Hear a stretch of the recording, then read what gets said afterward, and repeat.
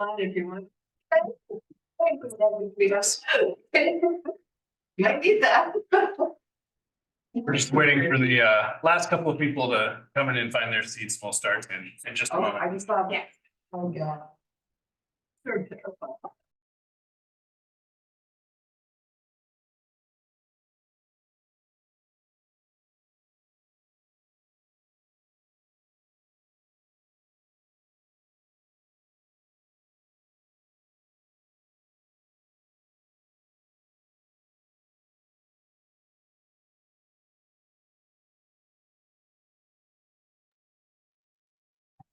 Around here, Casey's are and they are secretary for us. All right, so yeah, I guess we'll go ahead and get started with this meeting.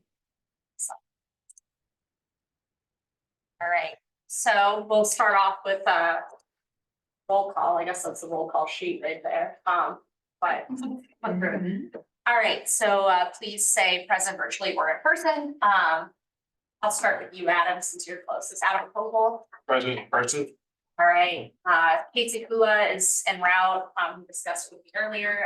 Jimmy Furman. It's an in-person. All right, Wendy Gerlach. Present in person. Stacy Detweiler, present in person. And if I say any of the names wrong, I apologize. Sam Barnes. Present in person. Right, Josh Speeds. Present in person. William, what's your last name? I can't see it. Tucker, okay, thanks. Present And forgive person. me, if I don't know all your names super well yet, I apologize. Amanda Sullivan Astor. Present in person. All right, David Bunny. Here. All right, Present. great.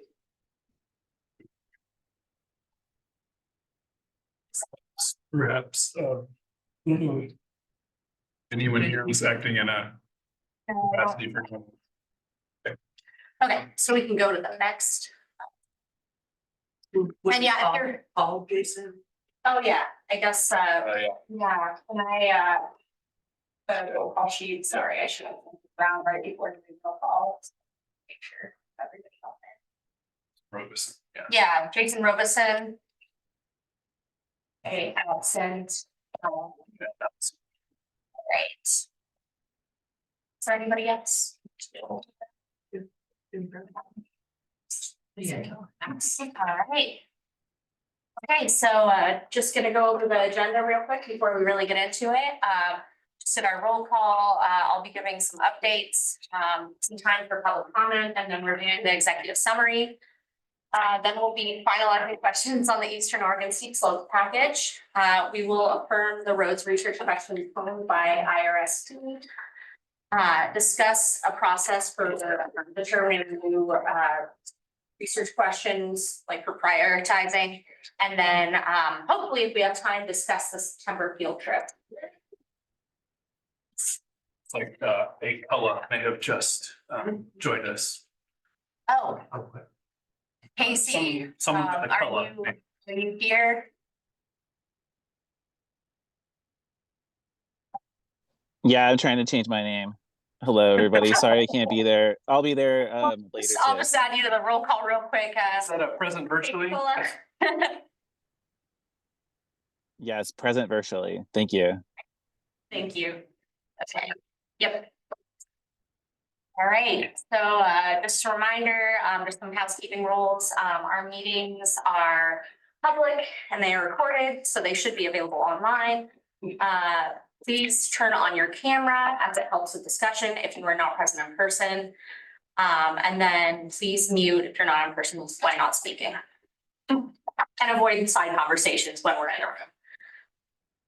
So now I'm going to open it up for public comments. If anybody would like to ask a question or anything, please do so at this moment.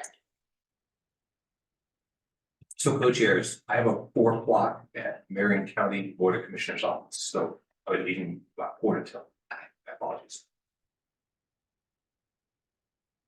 Can you hear me? Hello? Yes, yes. Oh, hi. Co-chairs Barnes and Detweiler and committee members, my name is Dan Brown and I work for the Environmental Protection Agency, managing our forest geographic program.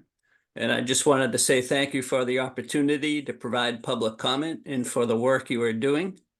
As summarized in the public notice for this meeting, the Adaptive Management Program Committee is responsible for helping to determine if forest practices are meeting their goals to protect natural resources through a science-based and transparent process.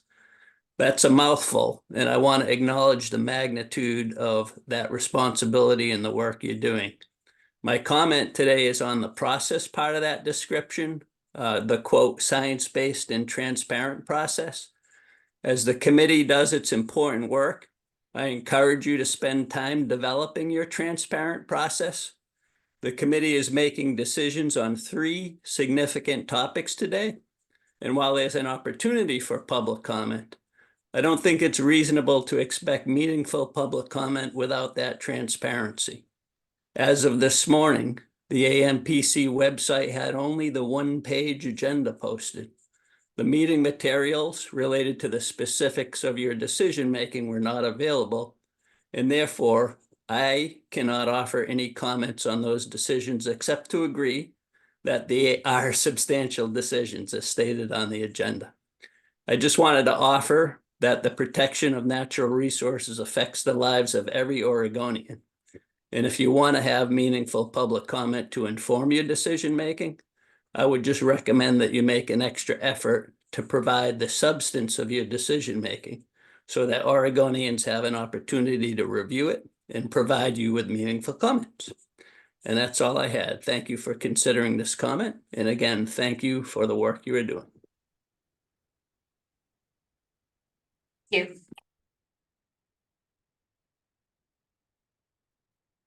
Does anyone else have public comment before we continue?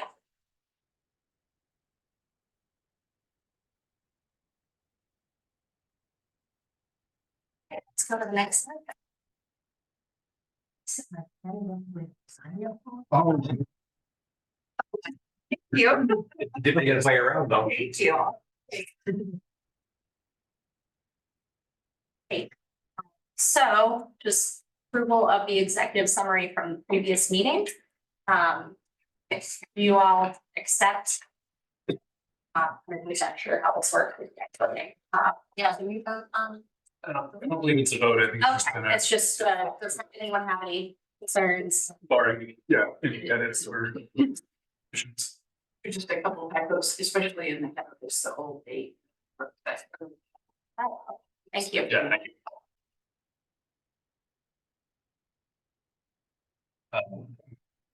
With the typographical correction, sounds that they're acceptable as shared with the committee members. Great.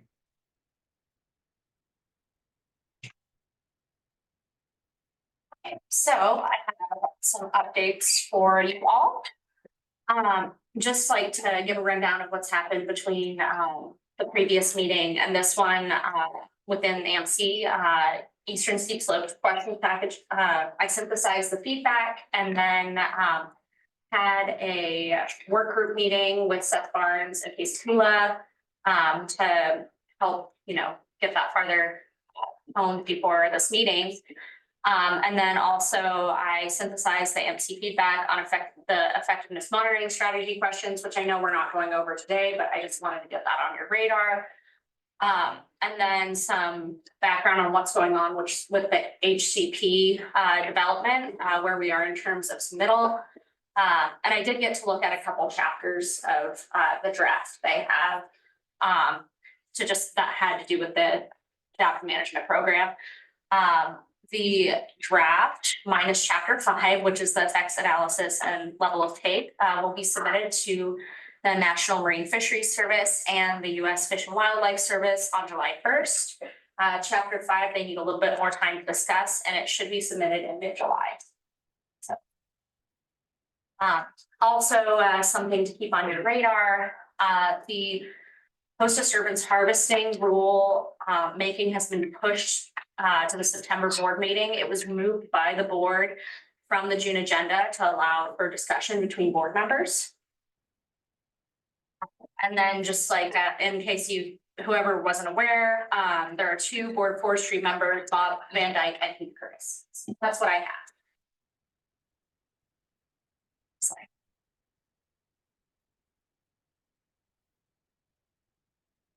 Just a little info on what's coming up next, in our August meeting. We'll be looking at scoping proposal from IRC on Eastern Oregon steep slopes research questions. And we'll be discussing, the amphibians question again. And then after that, we'll have our field trip in September and then 2 meetings before the end of the year. All right, so, document for the Eastern Oregon steep slopes package. Something that I just want to point out that when I was at the IRST meeting, something that they requested is that we have plain language at the beginning of our questions packages, just to, I know the rules give context, but I think they just wanted to, what do you want out of these questions, kind of statement that's like easy to understand, just to give them a frame of reference when they go through these questions.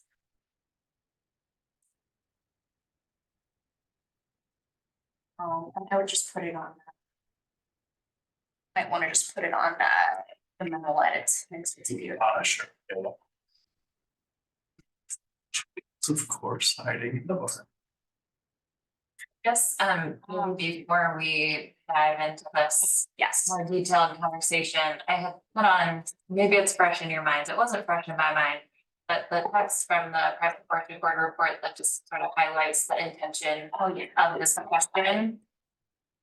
Because I know it's been a while since we discussed this in a draft form, and thanks to Casey and Seth for being in our mini work group, and I know folks have provided edits, but just thought it might be helpful just to take a quick reminder of sort of the framing for this coming out of the report as far as the intention of this, and just to kind of make sure that we are on the right track with our questions.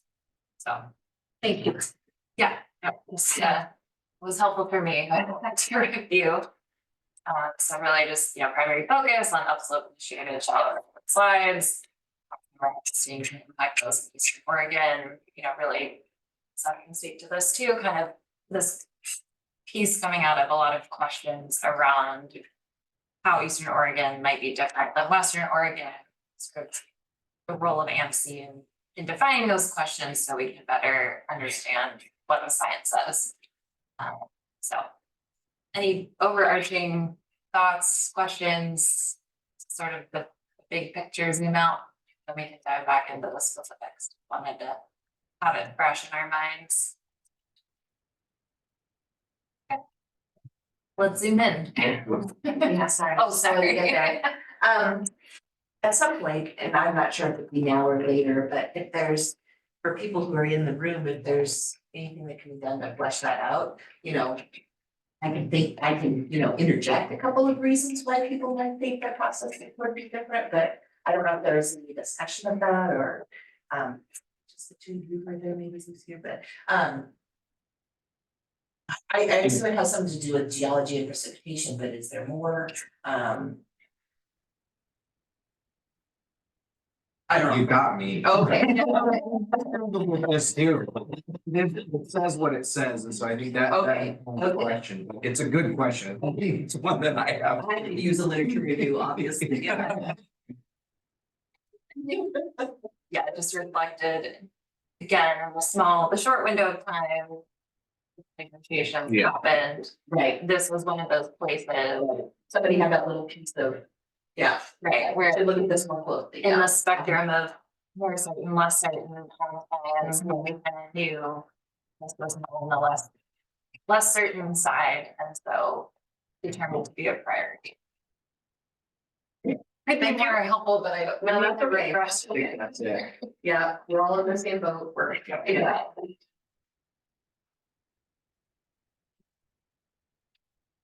Well, I guess these are generally the questions. Yeah, so I just thought in case this was helpful, maybe later when we're looking at them as well.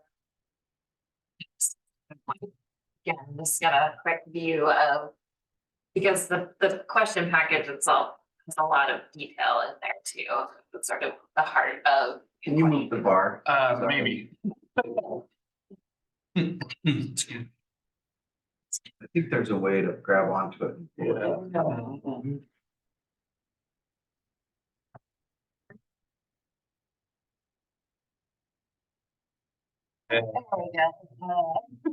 we go. Go all the way to the side. Work team. Yeah. Get there. Nope, Well, the bottom's better than the top. bottom is better than the top, so. We can move it as. The other framing piece, so feel free to jump in if you'd like, but I think we tried to set aside a fair chunk of time today. We hoped that we would really be able to work through all of these. I know that roads was sort of our very, very first attempt at asking a question and working through one. I think we learned a lot through that. There's still pieces to navigate. But our thought was if we can try to make some good progress on this one today, to really prioritize that for this meeting. And I also really want to acknowledge Dan's point in the public comments about making sure that this process is transparent and there's opportunity for public comment. So I guess just encouraging us all to think through that as well as we move through this. We have talked about it at prior meetings, but it's been quite a gap. And certainly it's not as fresh as it could be, so. Anything else you wanna add? No, that was a good summary. I mean, I thought this is our number one goal for the day, I think, is just to get finalized, if we can finalize this verbiage and move it forward in the process. And you know, there will be, to Dan's point, there will be other opportunities to comment on this as it goes to IRST and then back to us. There's room for other people to weigh in. At this point, it's just a draft. That's put up on the board for us to, you know, work through. So if that sounds good, maybe we can just dive in. This question, and I know we've got thank you, Emily and David, for working through the synthesis document. Yeah, should we just start with, let's see. Should be track. Yeah, thanks. Yeah. Simple, yeah, I think that'll just be easier for everyone to read, that's all right.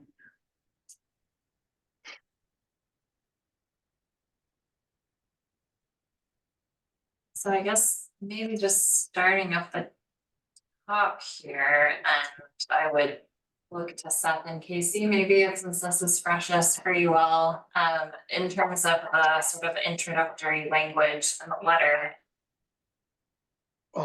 Hearing from Emily, desire from IRST for maybe a more clear statement in there, of really what we're looking for. I guess I'm Yeah. curious. And I will, Casey can speak it up as well, and Emily, feel free to chime in. We spent most of our time on the questions. Okay. So we did not Okay. really wordsmith the rest of this, so it's open fodder for us to adjust however we want. I certainly didn't spend a lot of time on the rest of it. I'm not sure if Casey did either. But when we met jointly and talked with Emily, we were mostly trying to hone the questions themselves.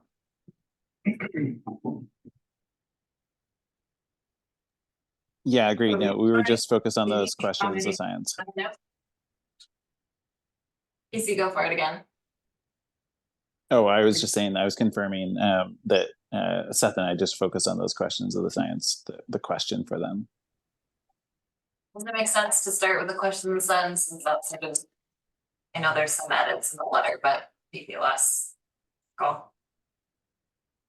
Let's jump down.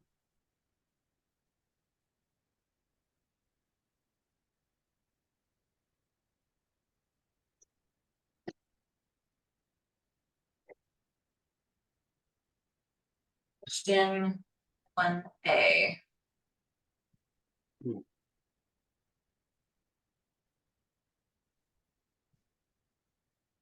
Track changes. This is the simple markup. I could expand it to track changes if you would like. Maybe just to get us started, Sure. just so we can see sort of.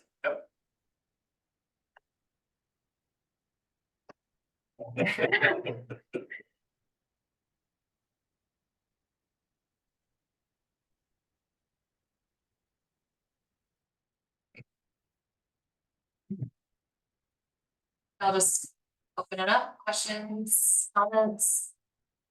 Folks who. Folks on this first question. Oh, sorry, I mean, it's in your water bottle, sorry. I don't know where to put it. It's either in the way or. So just a question for Casey and Seth. It sounds like you guys did the majority of the work on these. So the main differences between sort of the initial questions and then what we're seeing here as far as what was changed is it looks like a lot of the kind of more detail got scrubbed in order to focus really on the language that was in the report and not prescribe to the IRST exactly what we're looking for, or, you know, trying to get at some sort of a, you know, an answer, like putting the cart before the horse. Is that generally kind of where you guys landed? Yeah, you summarized it pretty well. I mean, that I think was the gist of what Casey and I were trying to do, was pull it back to the original questions. This is what we felt like were the author's intent, and not prescribe too many of the so-called reportables. Let them come to us with what's out there. And for what it's worth, just based on sitting in on the roads, I think it's a really good way to go at it with IRST. So they seem to like it when we don't specifically give them the variables to look at, but like what we're looking for, and then they'll figure out what variables fall under what we're looking for to answer those questions. So I think that was a good approach, my 2 cents, but. Just a quick follow-up. Yes, to follow up on that question, that's helpful context. Gonna go back to the letter, but the first thing that we have in all of these letters is a literature review. But we're also asking them to do a literature review. So how does that work in this context where they're typically doing a literature review first in order to get at our questions, but our questions are a literature review? Like we're asking, you know, does anybody understand kind of the conundrum there? Yeah, I don't know if the AMPS, if the IRST themselves does the literature review. I think they would That would contract be a that. possibility, but yeah. It's either contract or them, Right. they themselves doing it. So in this instance, we're basically saying, just do the literature and bring that back to us before you start doing. Or you do anything else, we'll figure that out. That next step, if that needs to be. That's how I understand it.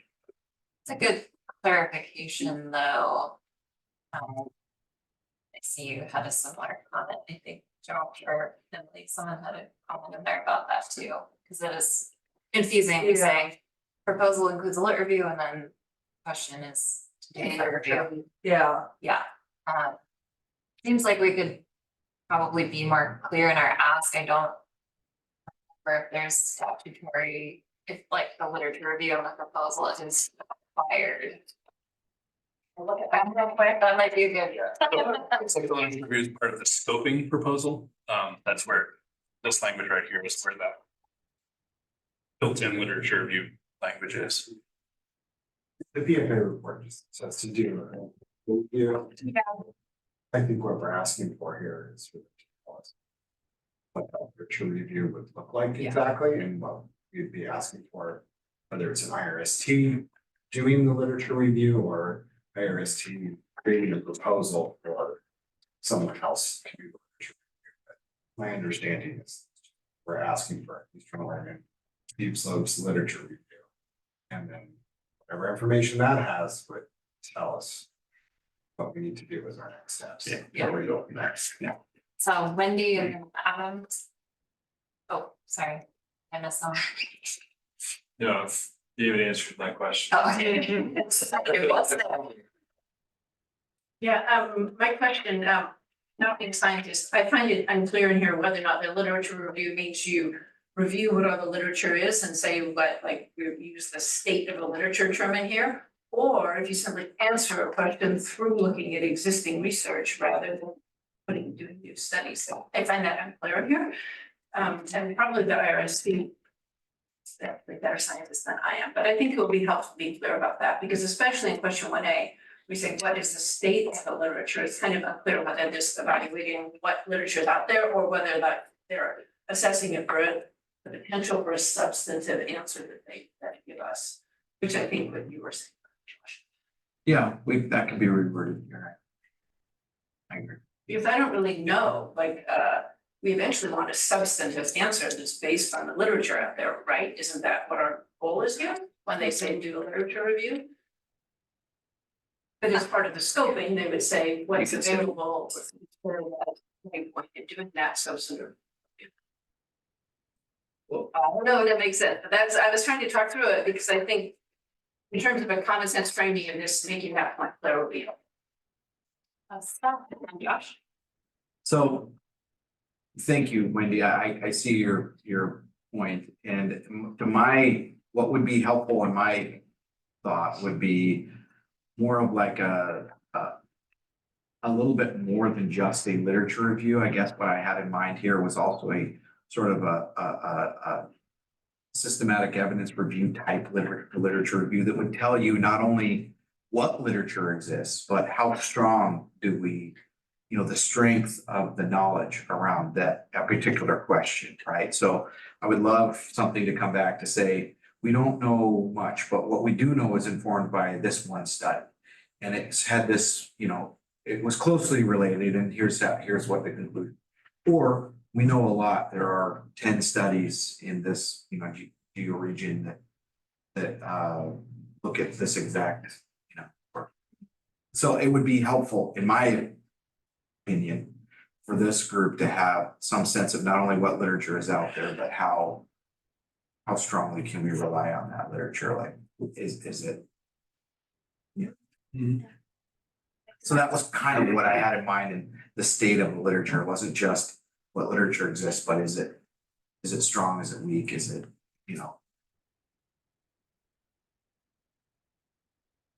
Yeah, I got that question, one thing that's looking to evaluate how much information is there and how much uncertainty is there in information. So I think on this, or the part farther up where we're sort of describing what they want them to do, it doesn't say anything about a systematic evidence review. So I think we'll want to put something like that in there when we're talking about how the proposal would be designed.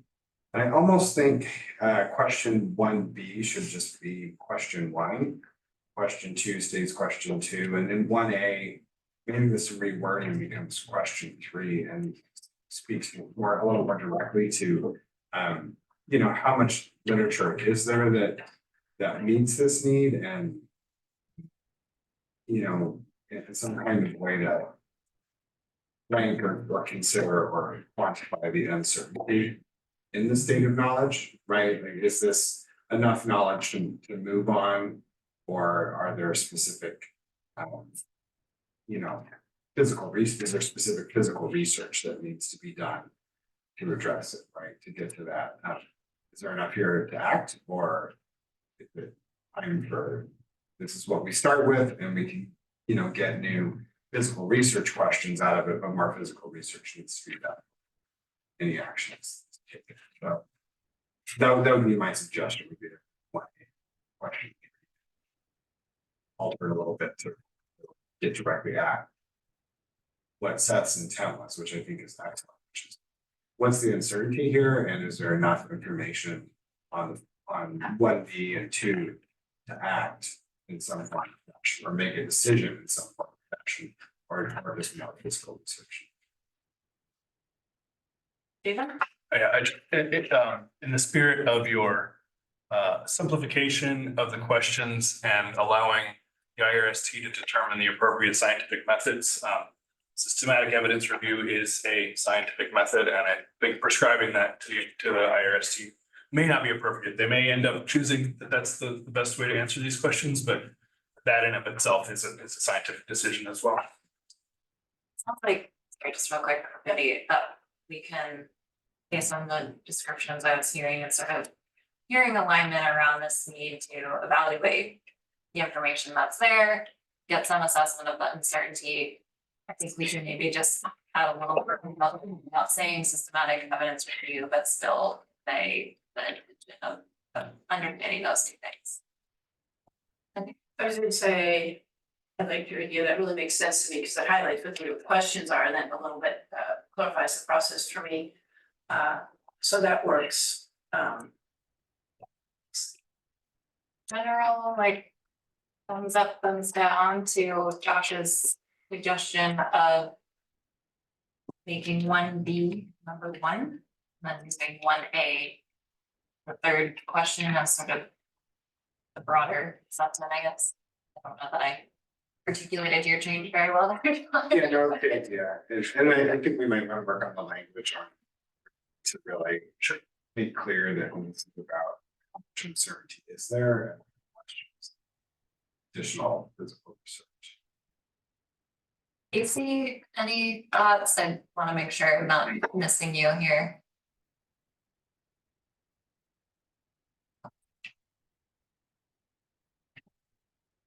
Never. I'm wondering if,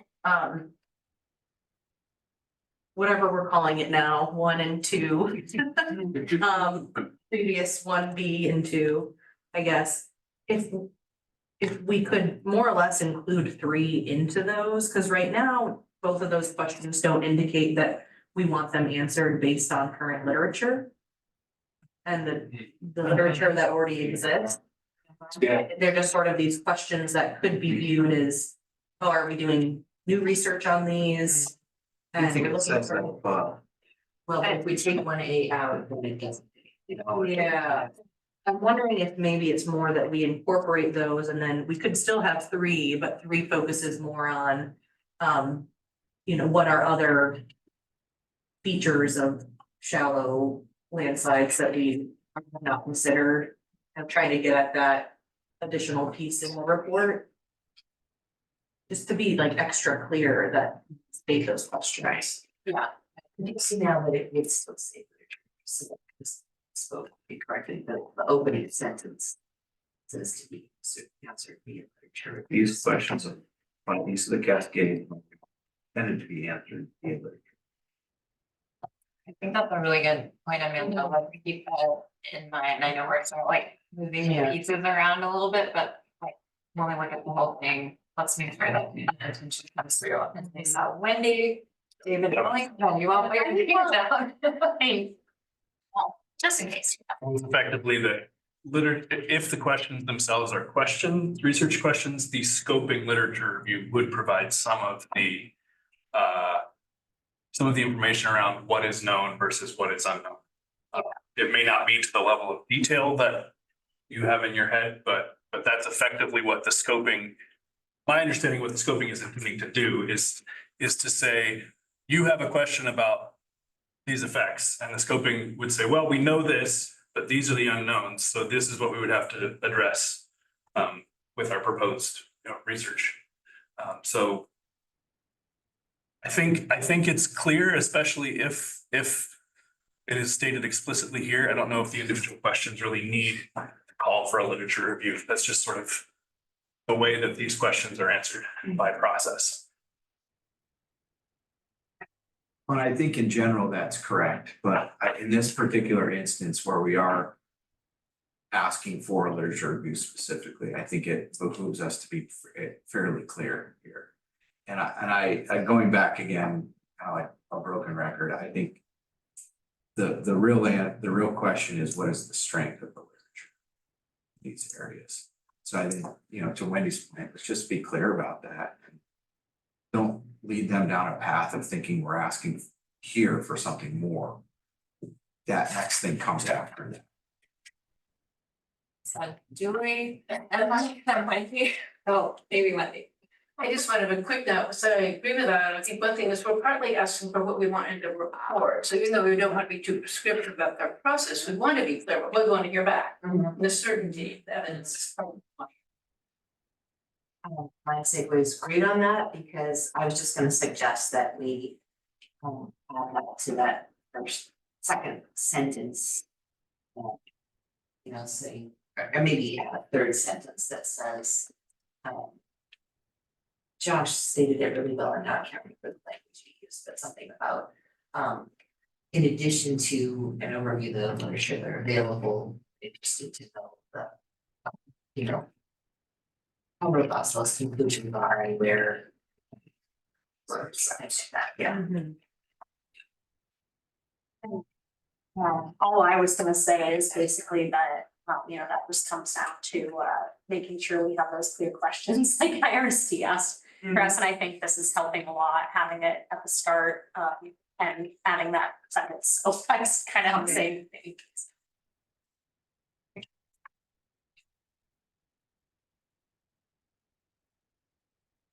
Were you gonna put level of certainty? Yeah, I was trying not to use Right. jargon. Yeah, strength of inference, but How well do we know? yes, yes. Well, yeah, Yeah. Yeah, How you said it, Jody, like how robust the conclusions are. Mhm. yeah, Or, Yeah. yeah. Or how well researched.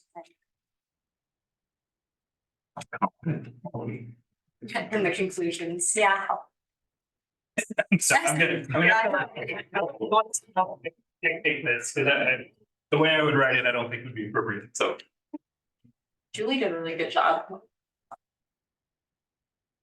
I think I just said how robust are the conclusions and where might additional research be needed. We can work from there. Yeah. That's really, and I think that's nice to see. You don't need a lot of description.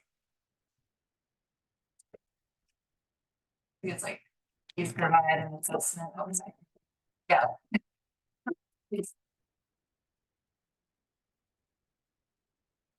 Give me the good stuff. Assessment of, Conclusions are the conclusions from the literature. And where there might be a need for additional research.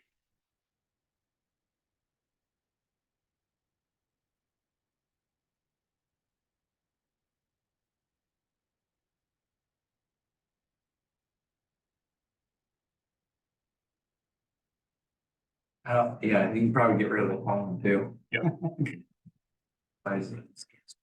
Maybe they're made need for additional research because no one prescribed that they're absent. sure, So then do we not need that question 3 if we've got. So captured out there. Focus on what we do. Probably. I think as long as connection between forest management practices, covered species, landslides, like that, those potential relationships that comes across clearly in the other two questions, because that landslides, is the species. value of 1A, now 3. Yeah, the challenge with one is its current rule does not connect it specifically to forest practices. Yeah. So you're just saying globally, what are the positive and negative, direct and indirect effects of landslides on these species? Like it could happen on pasture land, it could happen, anywhere. And that's not really the question that we're asking. So that was the intent of what is now question 3, was kind of making sure that those two key pieces were tied together, landslides and forest practices. Yeah. So is there something that now one addresses that 3 does not? I think it's more the reverse, that 3 ties those 3 pieces together. The Eastern Oregon landslides, forest practices, and covered species. I don't think So that's. question 1 is landslides and covered species, and question 3 is forest management practices, landslides, and covered species. So you can alter question 1 to say where the positive and negative direct and indirect effects of landslides associated with forest management practices.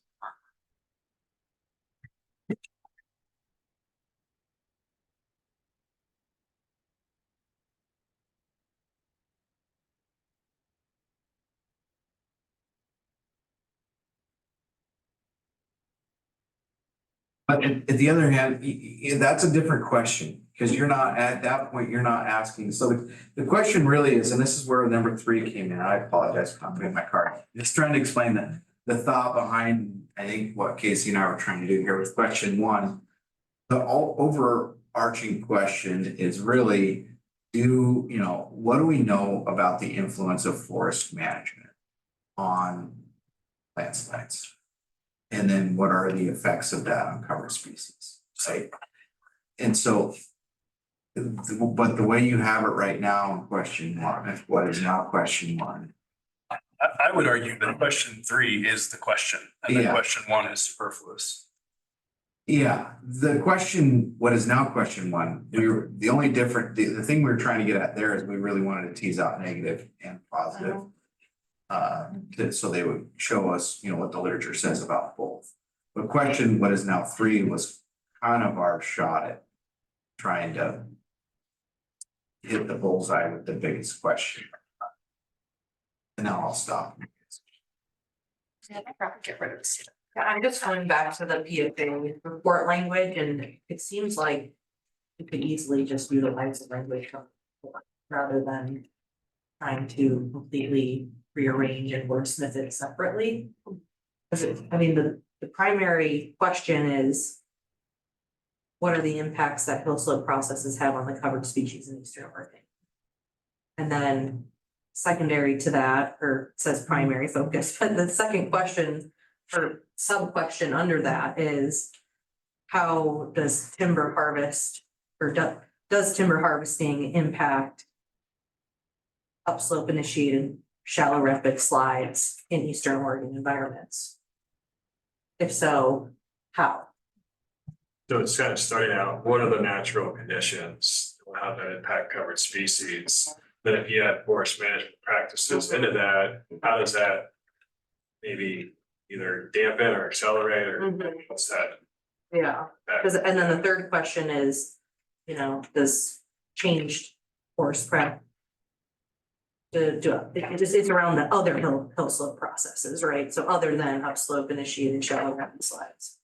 Is there a connection between boarding practices and other processes? That's really what the report is asking. So it seems like this is a complete, that I'm talking about like a complete rewrite in some ways. I don't mean to complicate the conversation, but it seems like rather than continuing to wordsmith what we have on the screen, and maybe it's a separate option that we start to develop.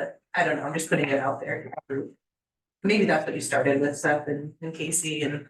No, we started with what the group put up on the screen to start with months ago.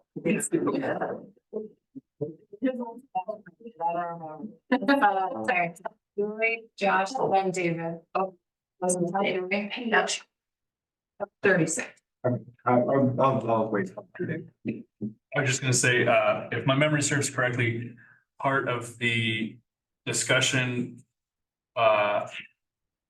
a year or so ago changed the wording from the PFA, which talks about timber harvest, to include forest practices to be more encompassing than just harvest activities.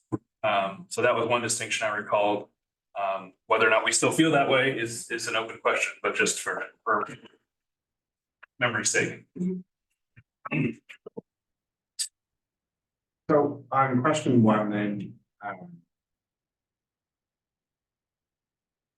perhaps we want to add something to that to get at what the now question 3 had.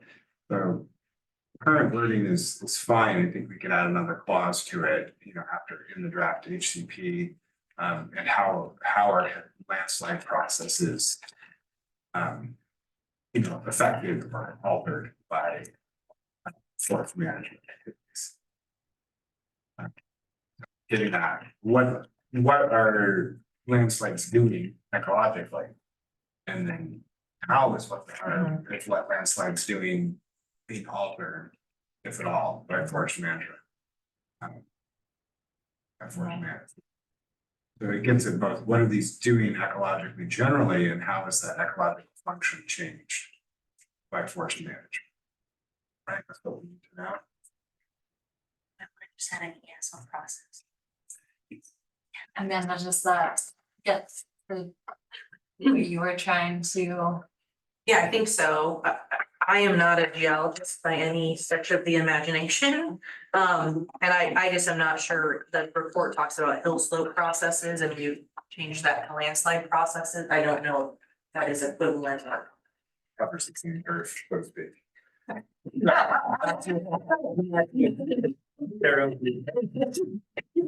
just not sure if it's consistent with the report. My thought was, you, is the more expansive, or at least it was the other hill slope processes. There is steep slope distinction there. Is there somewhere? We just, I literally follow, we taking the hill slope to steep slope just because we.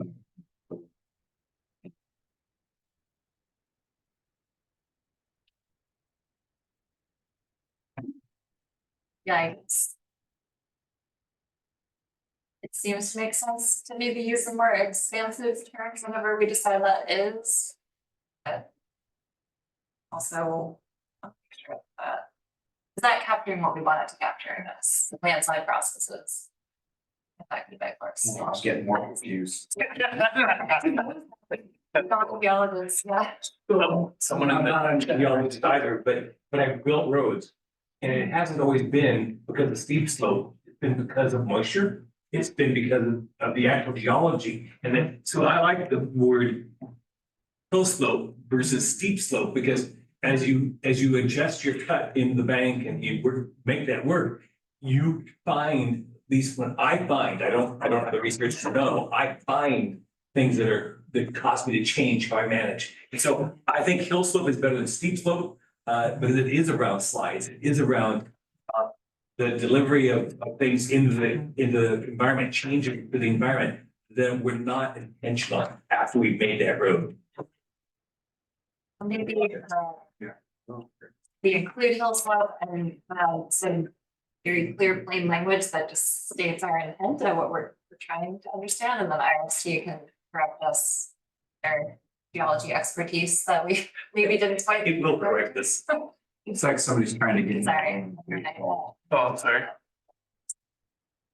Yeah, I just wanted to note that the report specifically talks about the primary intent looking at upslope initiated shallow rapid slides, and that language was removed.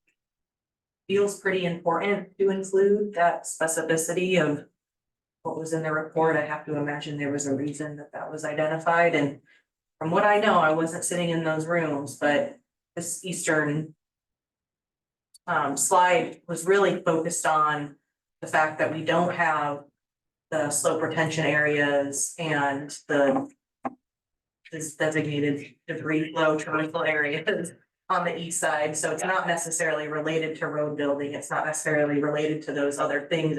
It is really focused around whether or not we have slides on hill slopes related to timber management and other practices that might occur on hill slopes and how that affects the cover sections. And so just want to kind of ground us again in my understanding, and that might not be a full understanding, probably isn't. I think you're absolutely correct. Yeah, agreed, especially going back to looking at it again, I think. So we got. Tweak, it's like captures that. I mean, the PFA report language has a sort of primary focus, secondary more limited focus, maybe we model our language around that in question 1. Where we make clear our intent that we'd like that question to really be looking at those upslope initiated shallow rapid slides and also evaluate other slope processes. Is that, am I taking us astray? It's question 2, the general hill slope. Question 1, or I think originally question 1 was the shallow rapid slide, and question 2 was the other hill slope processes. Yeah, that's what it looks like. But this is getting so busy now. Yeah. I'm wondering 2 things. One, would it make sense to take off the track changes and like Sure. a moment in time, and then we can start doing some additional markup if we needed to, so that was the first suggestion I was having there. I mean, going back to the suggestion that Amanda made earlier, maybe it would be easier just to go back and start from that language and wordsmith from that language out of the report. I don't know. I'm not saying I'm totally uncomfortable. I just, it just seems like we are trying to circle back and then forward and then back, and I don't know. Yeah, that makes sense, I guess. I think I'm hearing maybe this question one is. That question focused on the upslope initiated shallow rapid slides, and maybe we sort of model. Text from the PFA report to keep the first part of that sentence. And two is the one that's sort of the secondary focus on other hill slope processes that can affect covered species related to forest management. Yeah, I was just thinking like, maybe we just take the language that's in the report and just make it into bullet points, like, hey, to me, like what Amanda was saying makes sense, because it's hard, really hard to write by committee. And I think they already kind of did that hard work, of course, in a way. But to me, that would be my inclination, just take like the 4 things that are in 3.3.8 report. And have that be what we're saying, and then add to that the clarification of the literature review, and that we're looking for the confidence report on the confidence in there.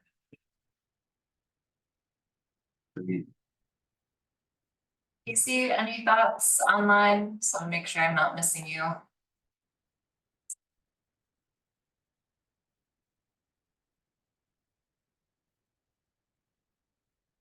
Okay. It's all in a piece. We're living really. Oh, it's on there.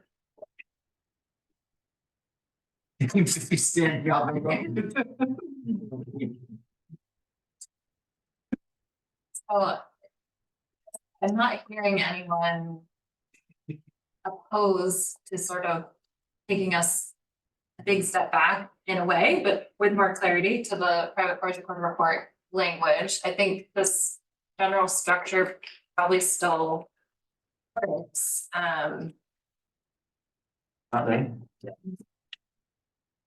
Get a dead zone. So just for Hopefully it's still. would it be possible to just pop that report language in there? Yeah, and I don't have at the front of my brain, exactly what the discussion was that David had mentioned around changing the focus from timber harvest to more broadly the general forest practices.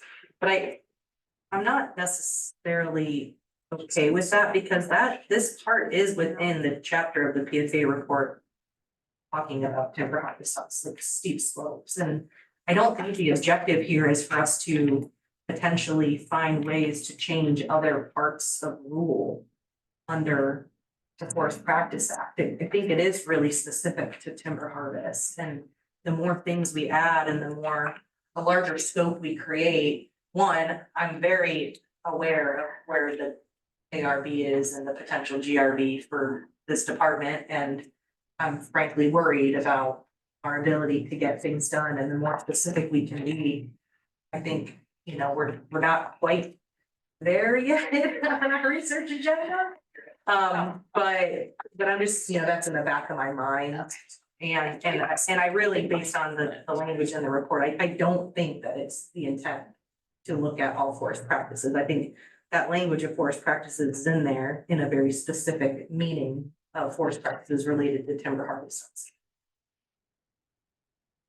I just wanna, I think that, yeah, the pro and con of sort of spacing these out, I don't really recall that either, but it does seem safest ground in the report, and I think this is one like the roads. But there was a little more clear direction, so. No, I agree. I think it's, if we could take this and maybe start wordsmithing this and turn this into research questions, because right now this is just the language out of the report, right? maybe that would get us to an easier place rather than continue to circle around.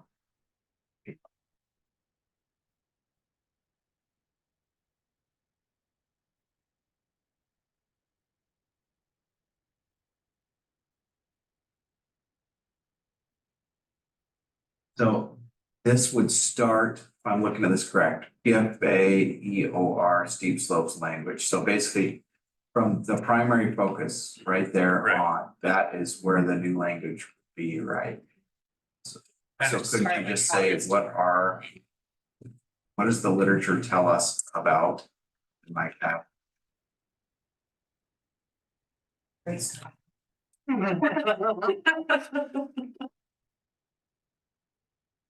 Layman's term.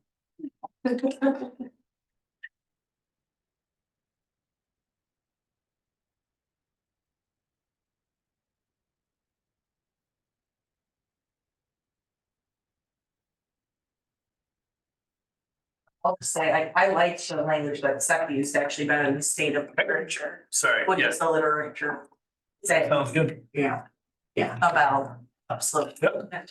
More direct, yep. Versus that question that comes to kind of what Wendy initially said is, well, are we just What does looking that at mean? how much literature or? Yep. What does the literature actually? Again, we're kind of asking about both.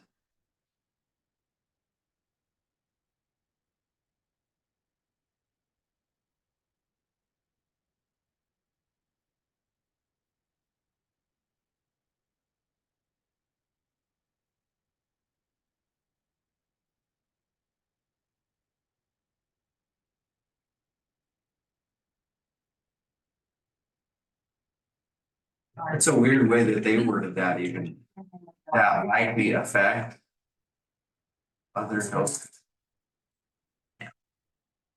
Things should be are there. There.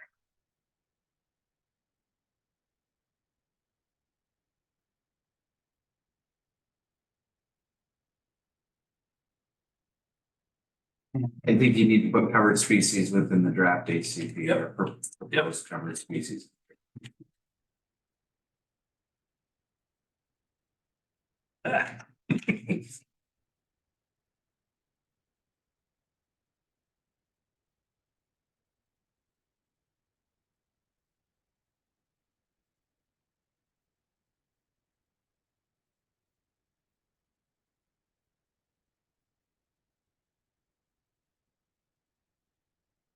You may want to just also add the aside, like after other hill slope processes, aside from upslope initiates shallow rapid landslides, just so it's really specific, because that's how it was worded before.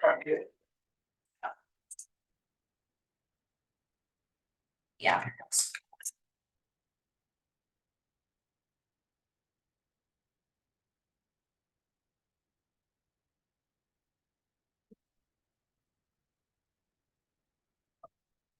Oh, you're just copying. But you're getting rid of that.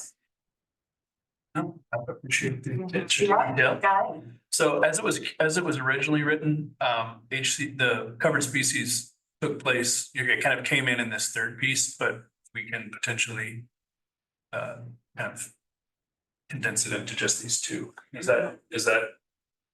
Can we delete that first sentence of the third paragraph? Yep.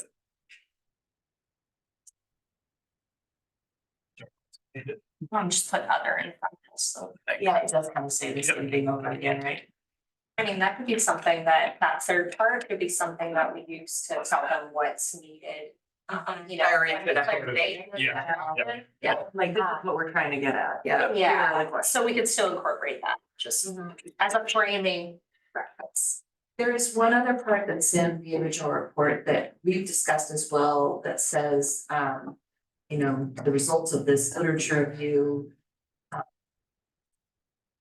Does it merit more thorough consideration of the adaptive management program in light of scientific literature? I think that's maybe getting to the question we had about, you know, identifying the robustness of what we have and identifying where we might need to have additional research. So that, I think that, and this is a question for you all, the role of recommendations is that this body, recommendations of practices is this body versus strength of evidence, and that is really the nexus, so. Right. Wording that right about, you're not asking the IRST which practices may need to change. But you are asking information to make that decision, right? And so. I think I'm asking something completely different. Okay, yeah, I'm misunderstanding you, yeah. No, I'm saying, you know, looking at the literature review you've done, can you comment on how much confidence we have in the conclusions from that and where we might need to do additional research? Okay, just research that. Yeah. That's the piece I missed, yep. The second sentence, not last paragraph. Didn't we kind of have that at the beginning, before the. Yeah, so maybe Anyway, so we just kind of. Wendy. Yeah, I feel like we've left out a little bit of the first sentence in 3.3.8 of the report. That specifies what the study has to be, because it says the AMP shall examine the scientific literature on the impacts that hill slope processes have on the covered species in eastern Ohio. We kind of left that out because I think it's very important, because it says directly what's the impact on the covered species. I know it's sort of a minor thing, because down below we say habitat for the covered species. But I kind of like the way it starts in the report with a very general question that's really directed towards our big picture goal, which is the impact that hill slope processes have on the covered species of Eastern Oregon. That's a succinct quote, I think, from the report itself, that I'd love to have at the beginning.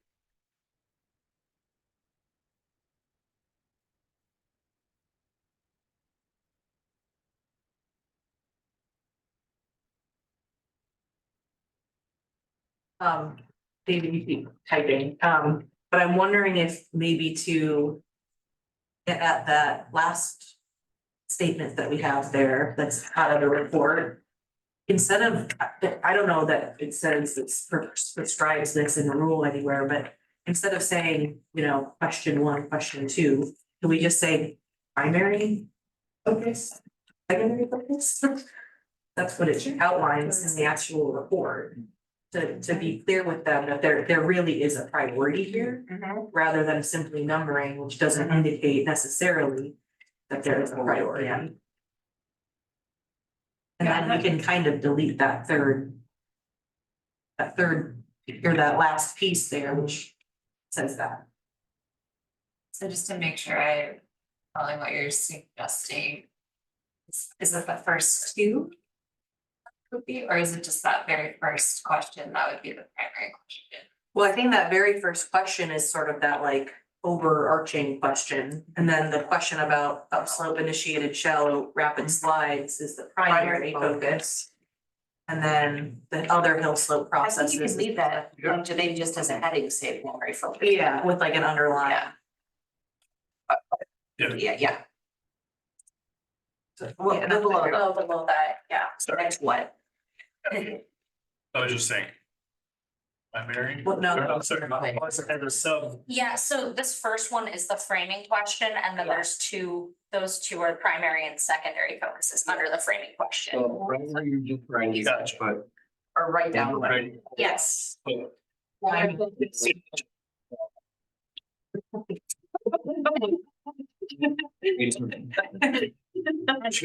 would all be secondary. I love it, thank you.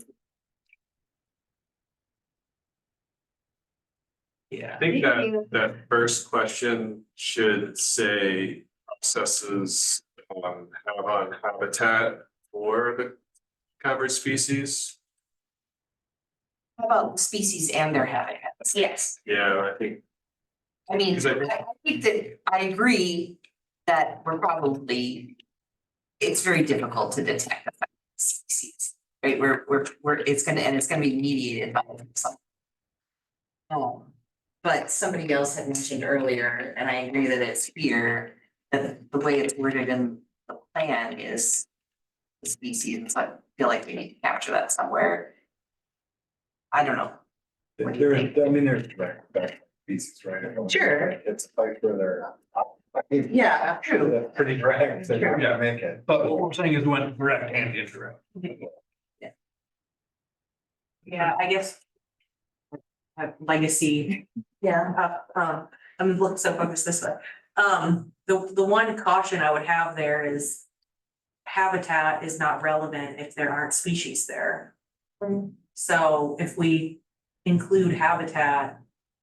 I don't want it to be interpolated, or I don't want it to be broadened to say, well, potential, you know, that this is potential habitat that could be occupied at some point.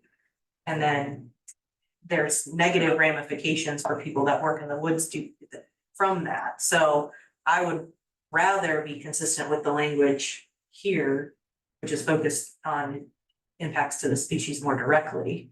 Well, I think if you look at that last statement that was pulled from the PFA, it refers to habitat for the covered species. So that is, habitat is a direct thing, and I think if you look directly at the impact on the species, there could be other factors way downstream that are impacting the species that we're not going to capture. I would add as well that I would hope that, you know, that we've mentioned, since we've measured the covered species first. And then say, and their habitats, that maybe indicates that we're only interested in habitats that are used by the covered species. And not a broader definition of habitat. That's how I would interpret it if I read it. But I have to go back to what Amanda just said, because I like that, because I am concerned that when we have something like a spotted owl, where we may have the barred owl, who is not, we've been creating habitat since the 90s, and it's not solving the problem. In fact, the problem is getting worse in decline. And so I worry that if we're just talking about creation of habitat and not protection of species, and I'm more interested in the protection of species, and they're related, don't get me wrong, I understand they're related, but if we're worried about producing and the habitat, I think that's not necessarily working to protect the species. I hear your point with that example, but I think in this case, we're more concerned with not altering the natural process than creating new habitat. I think it's a little bit different. All right. Thanks.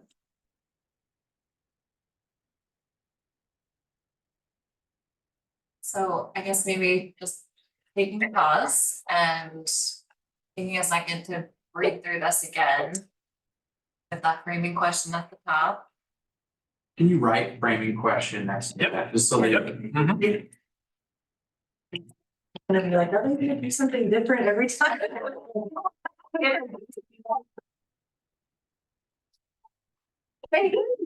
really fun. We're adapting. They get asked. You're welcome, change. Am I getting pedantic if I say, does this belong here or here? I think just utilizing the language as it is this time. Like keeping the language similar to what's in the report, and just ones. So you're following closely. That's good. So are we missing anything here that we didn't capture from previous iteration? We lost something. I think this is a lot more clear. David, can you scroll back up so we can see the introductory paragraph of the questions?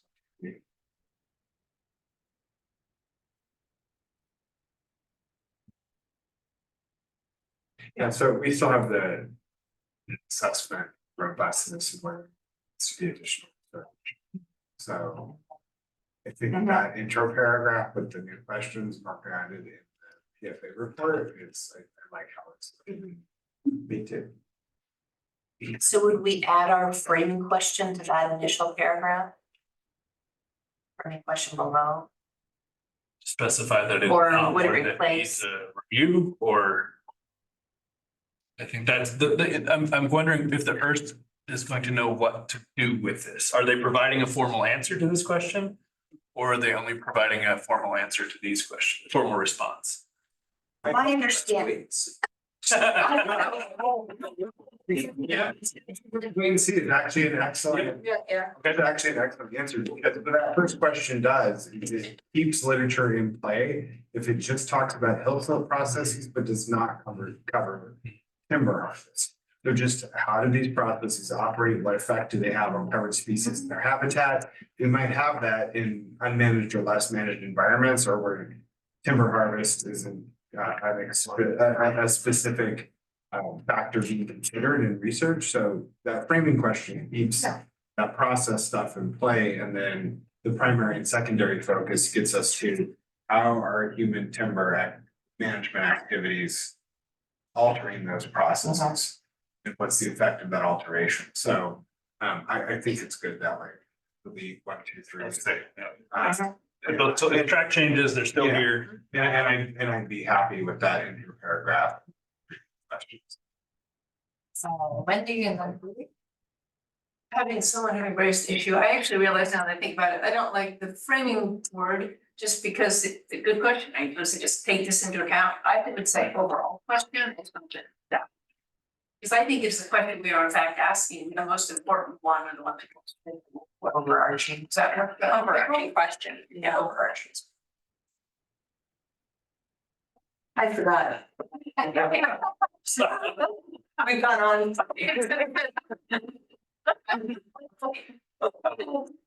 So this is still residual from the PFA language that hasn't been formulated into a question. Right? Does it live here? Does it change? Thought we added that to the ones above, so that could be taken out. Yeah.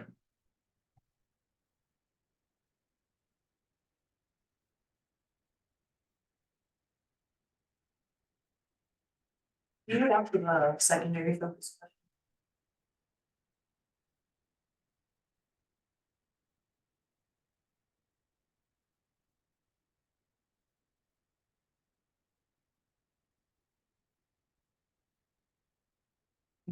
And are these processes changed?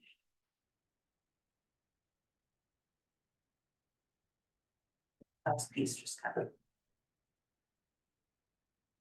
So maybe just quick temperature check on this one. I know we did a lot of virtual or live word sending together.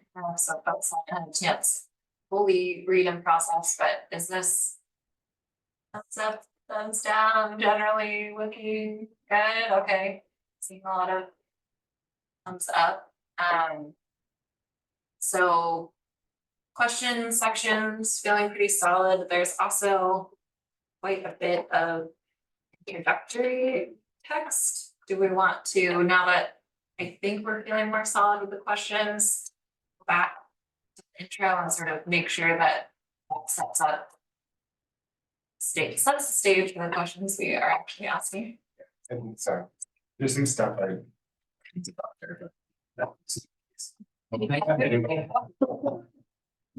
we text him and tell him to? When he gets here, come around, tap on the window or something. Break. Our break is. Okay, There's. Hopefully after we finish this. Yeah. She's gonna text him and ask him to text us or come around and tap on him when he gets here.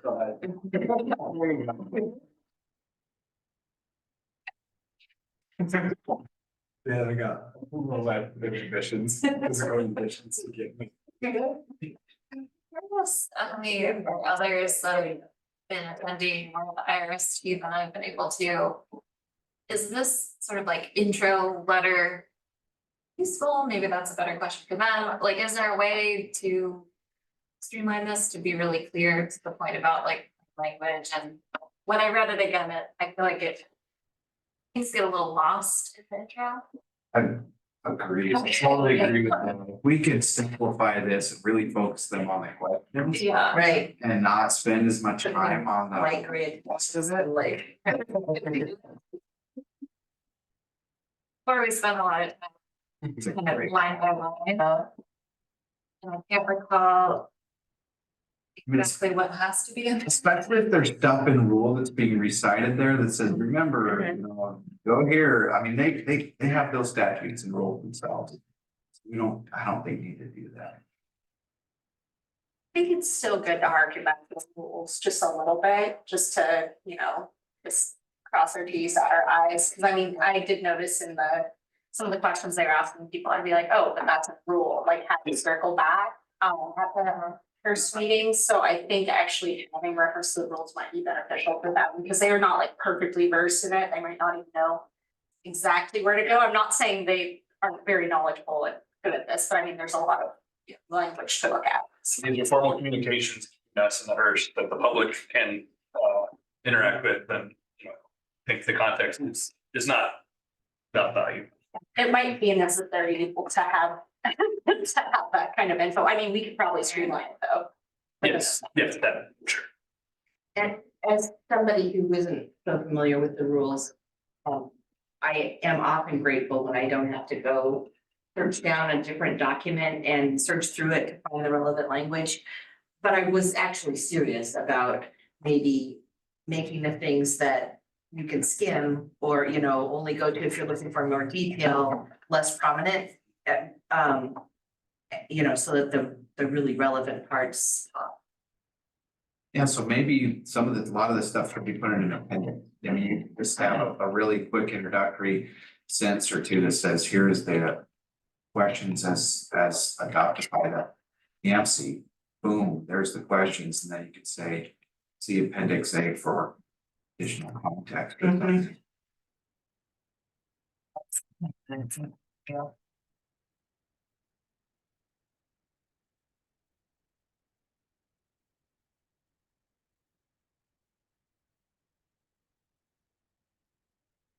So I guess with that in mind, Josh, you said you had some clarifying or comment questions on this intro to.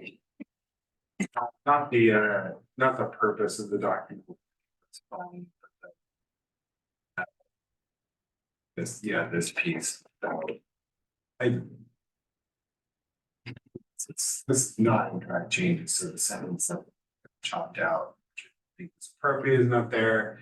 I added the change by a rigorous review of published studies. It just said by studies previously, and it's supposed to be a literature review. Then my question is on going into 2A, so and B2, A, B, and C. So B is like we need the budget. That seems pretty straightforward. C is what they require and the scope of work, what's the timeline and key milestones. And that's all stuff that's required. But A seems like really unclear. Like A just is confusing because when we go down below the actual question, it's really clear. It's just a literature review. 2A here seems to say that we're reviewing monitoring what kind of field monitoring and research needs to be done, and that's not what we're doing at all. Yeah. Carry over. So I would say like a literature review. A literature review methodology. That includes criteria for study inclusion. And maybe some of hinted some not quite like a little bit of what goes into a systematic evidence review. A literature review proposal that includes criteria for inclusion of published studies. So a literature review of literature review methods. Is what you're saying, or? No, Okay. a proposal for a literature review, So which is, this is a scoping proposal. yeah. So it is in itself a proposal. Okay. We're trying to specify the ask, so. So it needs to include in a literature review methodology, Gotcha. including criteria for inclusion of studies.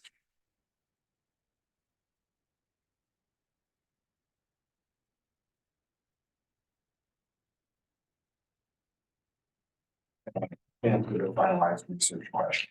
I think that's all it would really. And if they more directly, more directly by, well. If they know how to extract information. And, an INR knows how to extract information properly from studies. So. that just be questions. Is this where we would want to put anything though about the strength of the information? I mean, it would. As I look at our questions below, they don't necessarily, did we scrap out the stuff that talked about the robustness? Yeah. Then I'm fine. As given the detail we have, very big, sure. Agreed.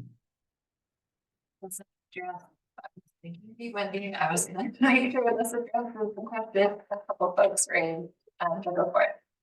Oh, I was gonna say, I don't really have little line edits in here, I think your point's a really good one, but I think we should just put some, maybe take out the purpose of this document. Makes it longer, but I do like the idea of having some just common sense framing, so I think we should say something like. At the very top, it's like, we're pleased you're on the IRSD, then the preliminary rules are attached at the back. That's where they are, and then have a heading that says something like, the process for refining the rules, scoping and next steps is the following, so like. Saying what that paragraph is, that first long section, and then saying steps down below when we start talking about next steps after, just put a beginning steps following scoping this project. Because we're really doing three things in here, and I think having just a common sense, like here are the rules, here's what you're gonna do with these rules, what you're gonna do after you look at these rules. Because otherwise, at least when I read this the first time, I was a little confused about the way all the steps mesh together. I'm in favor of including the material, I would say, I mean, there's some back and forth about that. I think it's a good idea to say what the process is for refining the rules and what comes afterwards, but I think you just have to be really clear about how those three direct distinct things. Questions? Oh, sorry. Okay. Yeah, Marcy here. I'm like trying to move my water bottle. Yeah, I think so. Take your water. There. So I just want to note that A, B, and C are direct language out of school. So that's exactly what it says needs to be included. And it is called a research proposal, not a scoping proposal, so I don't know where that language came from. Scoping proposal doesn't come up in the rule at all. So A as it's written, it's always in. Yeah. Yeah, so it says a literature review that specifies the need for or the type of monitoring research. Yada, yada, yada, because I think the intent is that the majority of our research questions are research questions. Right. Yeah, Right? And so. Who knows, that could come out of this too, so we'll see. Yeah, so I just want to note that for the. yeah, I think it's a valuable note, but I tend to still lean towards Josh's edits. And For this one. For this one specifically, I don't want to confuse, you know, I agree with you, like. I'm. General, we should use this language, but, and even to the extent we're below in B and C, we're talking about a research proposal. And that's really not what this is. It would be, yeah. And maybe that's the little framing paragraph we need at the beginning, which is just like. This is coming from a report direction, this is a literature review, and it's a little bit different, but I don't know, something that describes that. Or we could put in parentheses, you know. Language came directly from rule, however, for this particular question. It really is about the literature review and not research. Yes.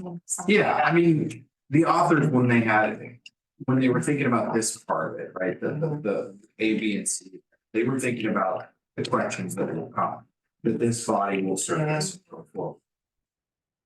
This initial one was kind of hey, we're not really sure what the Eastern Oregon slopes equation is. Let's do a literature review, like they're happening, they weren't thinking about connecting all of this perfectly. Which is my second point, which is that I think we need to include the purpose of this document, but I think it needs to be very clear about the fact that this is a different process and more clearly identify what we're actually looking for. That I agree, that could probably be scrapped, but I think that there's a lot of purpose in that and clarity and benefit to including something like that in this specific, this specific proposal that we have for them. So in some ways, I don't even know that, yeah, A needs to be in there, like parts of that under the dear members of the IRSP need to be in there because we are really asking for something unique and different that we likely won't be asking for. Let's take a look at it. David tried.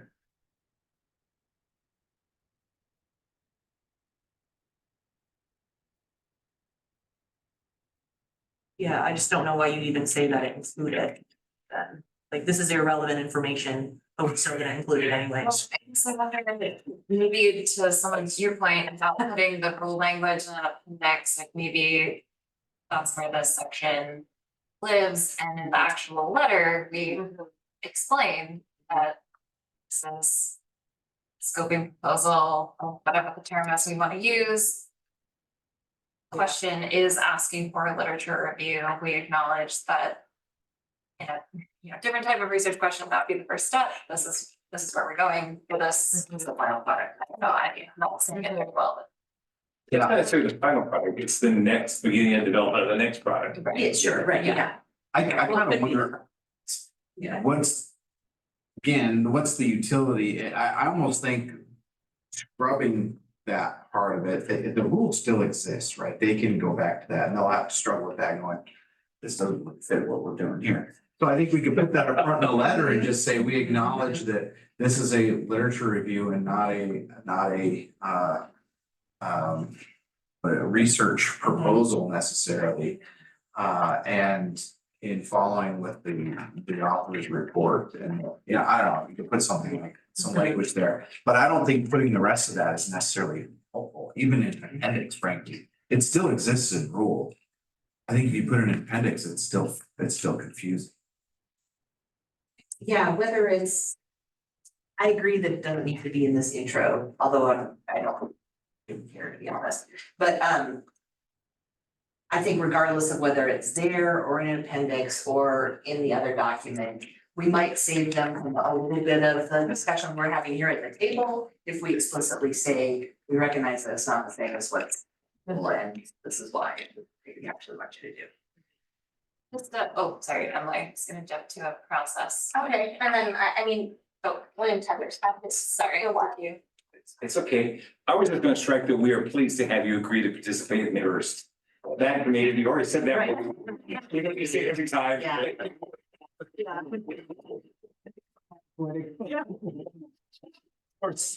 So let's set up a little bit. Are you all still there? Thank you, Emily. The same. Okay. Oh, yeah, but what I was gonna say is just that maybe we wanna say, a literature review as the final product and then talk about like what we want from them prior to that, because isn't that kind of like what we're talking about normally, like the process that you were saying starts with the literature review, but maybe this is more like, hey, we want you to outline what kind of process you're gonna use to do the literature review. And the final product is the literature review as was specified in rule. Something like plain language like that, so they're not like, wait, what? Like literature review is part of the process, but. It makes sense, because I think we're all agreeing, and maybe we just need to take like 5-10 minutes and write that paragraph.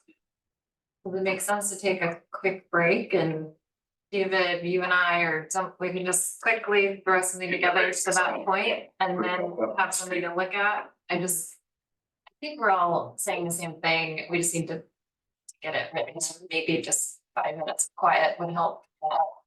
Does that make sense, or? Well, and you'll still be able to see the live, All the hearings, take a break. That's kind of what I'm thinking, Yeah. so we can. So. we're gonna give everyone a 10-minute, essentially a 10-minute break, and then 15 minutes left to kind of hopefully finish up this process. Maybe that we're just taking our break a little bit early because we might need, that extra time, so we might go till 2, but have our break now. Let's go text. Our friend Casey, tell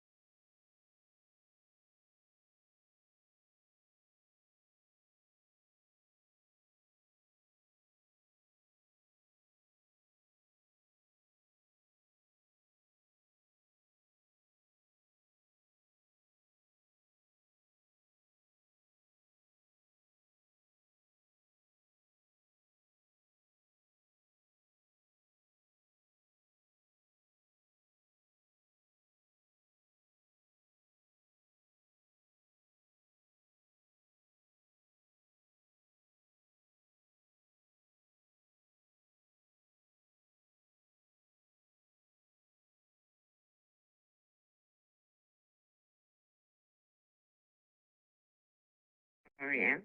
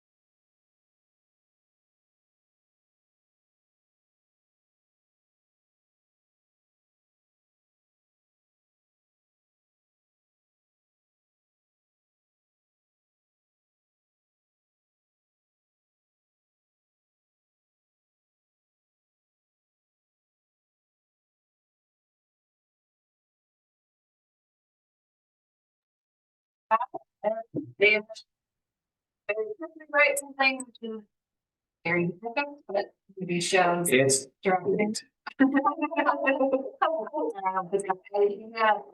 This very first paragraph in the letter is kind of saying, below you're gonna see these research questions that are closely modeled after the report language section. What will slip processes. Yeah, just tell us where you've got. It was a numlock function. Yeah, just the first sentence paragraph that's like, This will be about build up processes in Eastern Oregon, all of that through the PFA language of the section. Obviously, that's maybe the intention of like the very first part of the letter.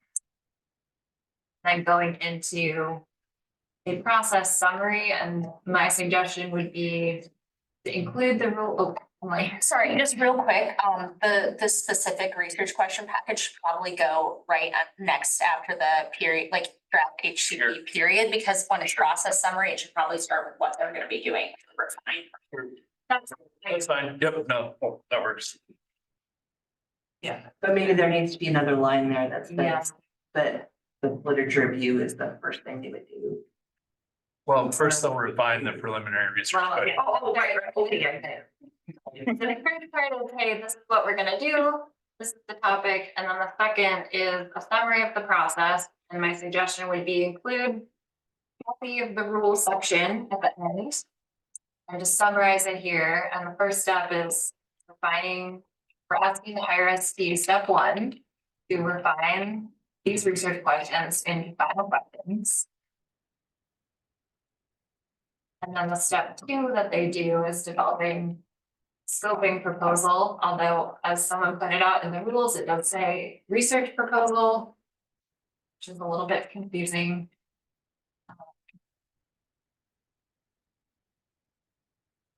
Step two is where David and I were trying to, in the summary of the process, describe that we acknowledge that the rules say that a literature review is part of the scoping / research proposal. In this case, we're asking, because the question is asking for a literature review, essentially. In this case, we're asking for the scoping proposal to assess literature review methodologies that would inform. Does that make sense? Yeah. Written very quickly and, Yeah, can we just drop scoping and say a proposal for each question? Okay. Seems like an unnecessary adjective. Yeah. There we're sure. I would also remove the word research before question to avoid confusion. Research question. There's a couple places for that appears. Yeah, and Yep. yeah, tell the that other research might go on. Yeah, this research, Yeah, yeah. okay.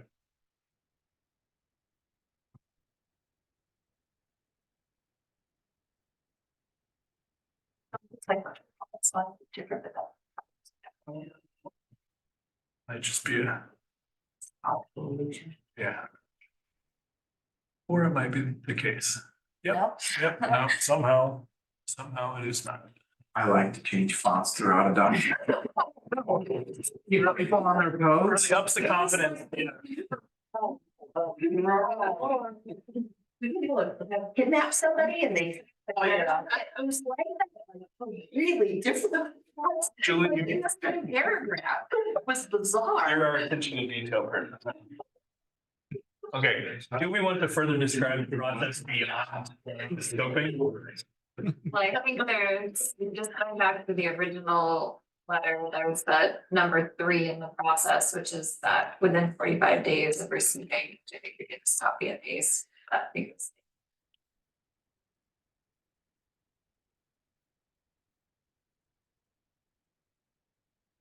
There we go. Well, and in this case, well, I guess it doesn't.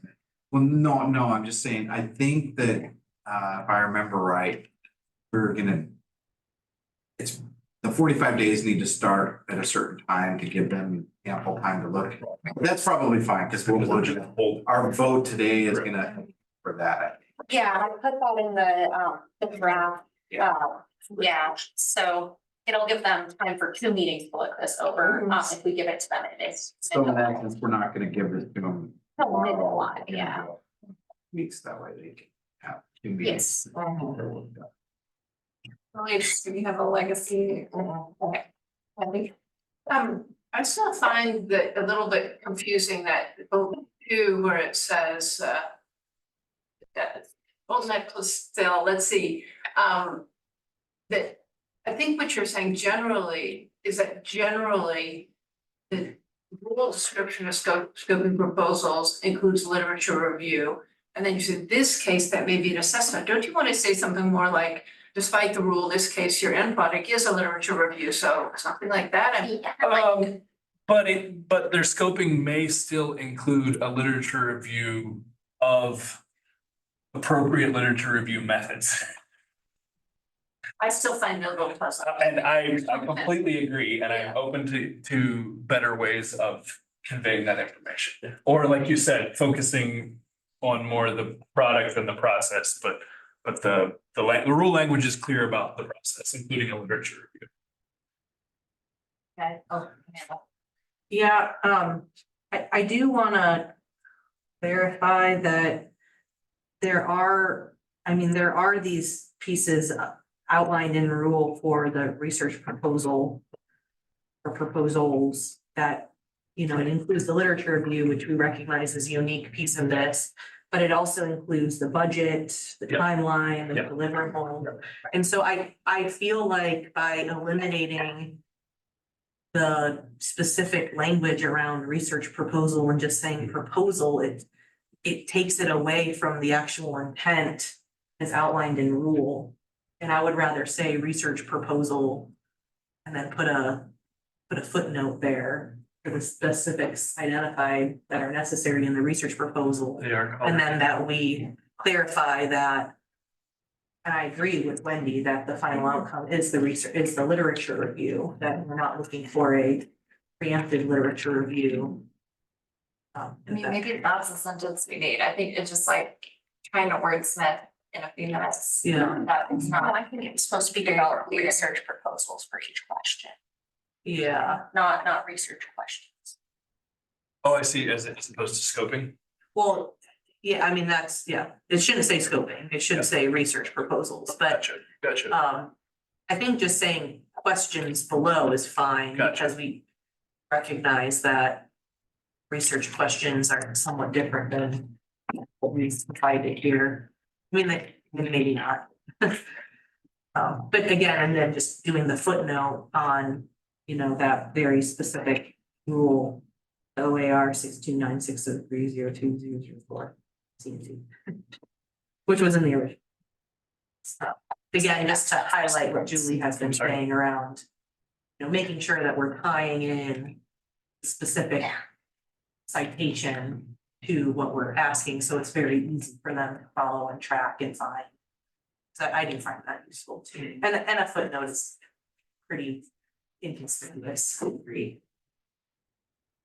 just ask a time check question, because I feel like we're pretty aligned on the actual questions, and I think we can probably get to a vote today on those. I think we're aligned here. It's just like maybe needs one or two people to just kind of write it. Do we want to potentially vote on the questions? But then, I don't know, maybe a question on the logistics piece. If we vote on the questions, then we would need to vote on the full letter package, and that would need to be maybe at a short meeting following review in I was just gonna July, say, or I suggest that we could vote on the questions themselves.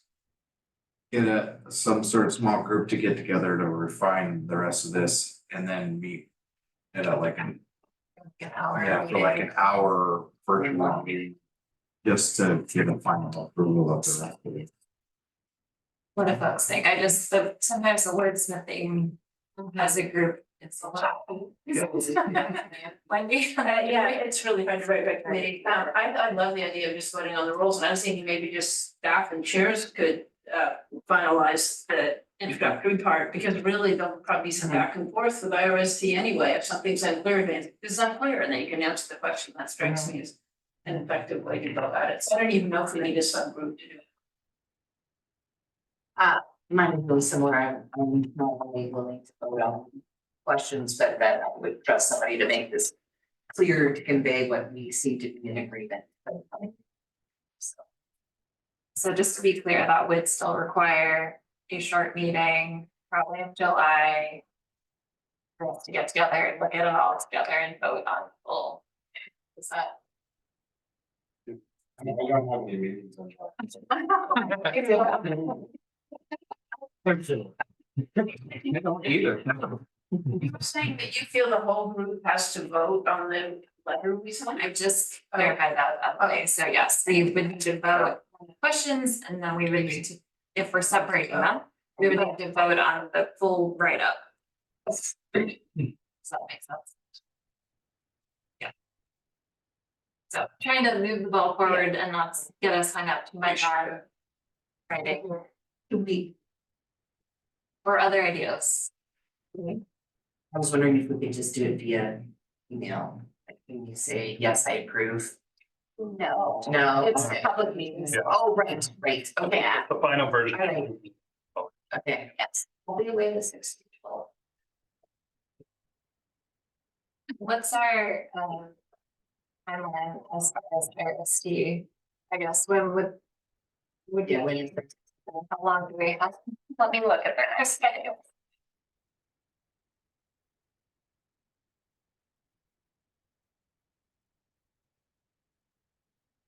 Or we can spend the remainder of the next, make it. To do this. We could also circle back to it. After we've done some of the other things like the roads, and then if there's sufficient time, we can maybe finish that. I think it's unlikely that yeah. We operate. Speedy.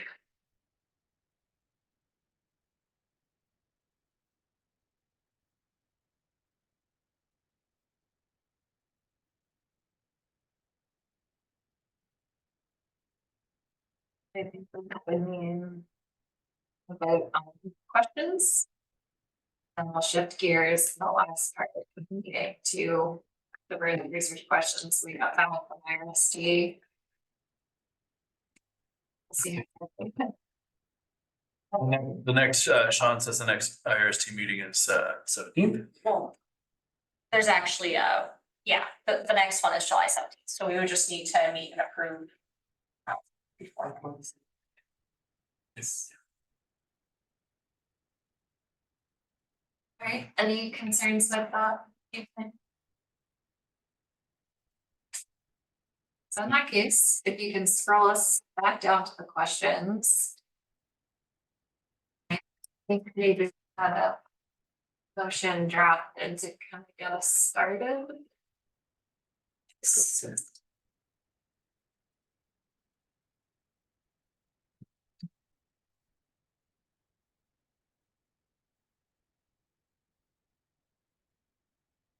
This wouldn't be the package, it Right. would be the research question, just take out. package. Yep.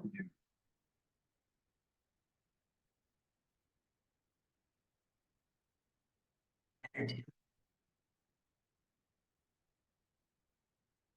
then I think we could also send, take that part, that last part, this Last question thing. will be sent on this date, we can address that one. Yeah, we didn't. Get the rest of it. It's still Oh, close yeah. because it,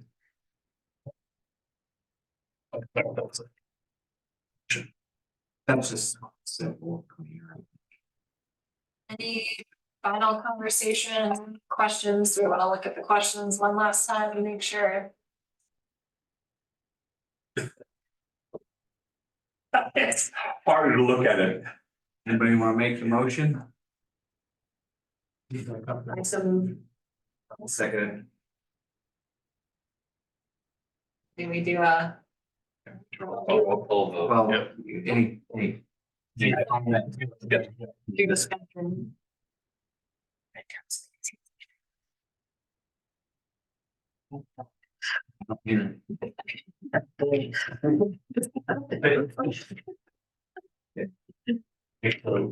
Technically, you're Roll call.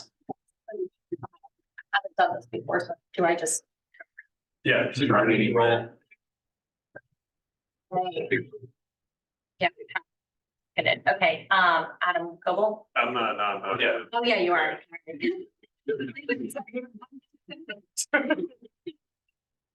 Casey Goulet,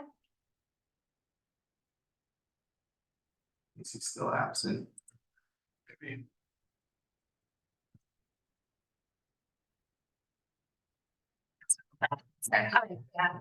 Okay, Julie Thurman, Wendy Gerlach. Stacy Tyler. Seth Barnes, Aye. Josh Steves, Aye. William Tucker, Aye. Amanda Sullivan Astor. Aye. It's Becky. Aye. All right. It's Jason's not. Yeah, he's not here. Okay, so we've got our Eastern Oregon steep slopes questions. Phase 2, of the meeting we will schedule shortly. We'll discuss the package in full with the intro text. Yeah, given that we need to give IRST time to review it. To schedule something. For next scene. Yeah. That's about it, especially this. Really being out in July for a holiday. A lot of people are gonna be off on the fifth, but before. The Thursday, so. Yeah. Early next day. You wanna take 5 minutes to schedule that? Yes. Smart.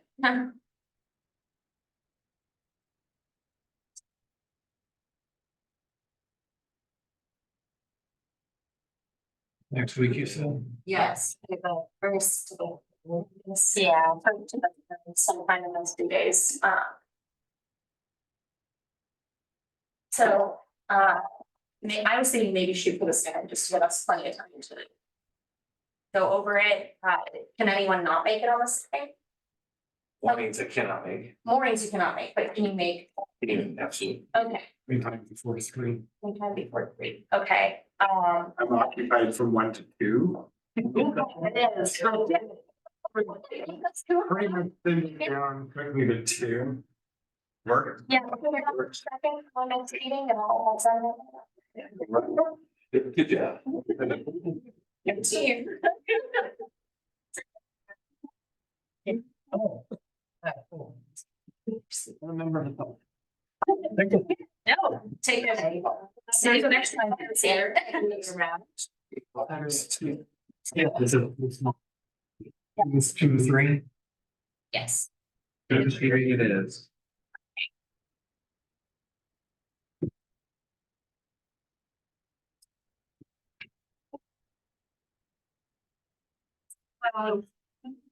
Second, yes, the second. You can't. Does that work for you, Jay?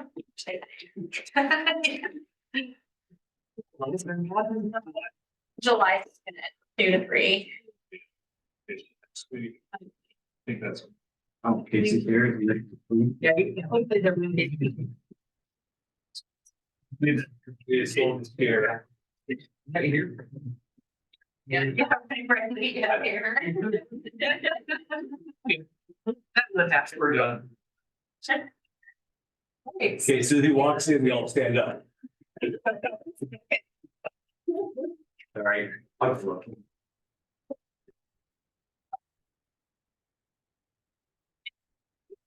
Floats. I can do a little more time. Let's do, look at the intro. I think Seth and I, David and Emily will think on language. I see that there was a request in chat for the final version of the smart slopes, so I am working on getting that here. Website.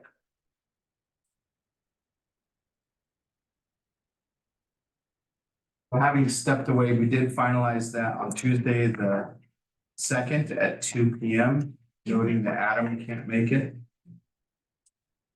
I know you just got here, but. What All right, what day is that? Tuesday the 2nd? Yeah. Next July. Yeah, that's I Online. need it open because we have a chapter 5. We have a chapter 5 review. I'm around. Sounds good, thank you. We really good discussion of the East Oregon research questions, which are now on the screen and draw very heavily from the report language. We're all aligned with, and we just and passed and finalized, but we did not finalize the full package because there's still work to be done on the draft. Sounds good. That's why we have an extra meeting. And now you're caught up, so. Drop off, I'm sorry, for the record, Casey, I was about to say, thank you for adding, the PFA report language, because we were really just looking at the statute rule, and it was super helpful, at least to me, to see that, and then I had to go in the summary. So thank you. Okay, I think with that, I'm gonna assume probably the next third of our meeting here will be the roads research question. Response from IRST, I think there's the record to like get technical process. I don't know, Emily. Yeah, it's, they asked us to clarify and so we gave it to them. They asked for clarification. We clarified and they're giving it back. So- This is the actual, They got it right. this is the actual official part of the process. The last one was Yeah, because we put in the, if you have any questions, let us know. So now this is the official response. Questions that they. Yeah. To make sure they're still aligned with the original. But, yeah. They didn't find questions, they just asked. Right. Yes. So I believe what we need to do today is to review, discuss if there's any final questions, and then this would also be a substantial decision, we would vote.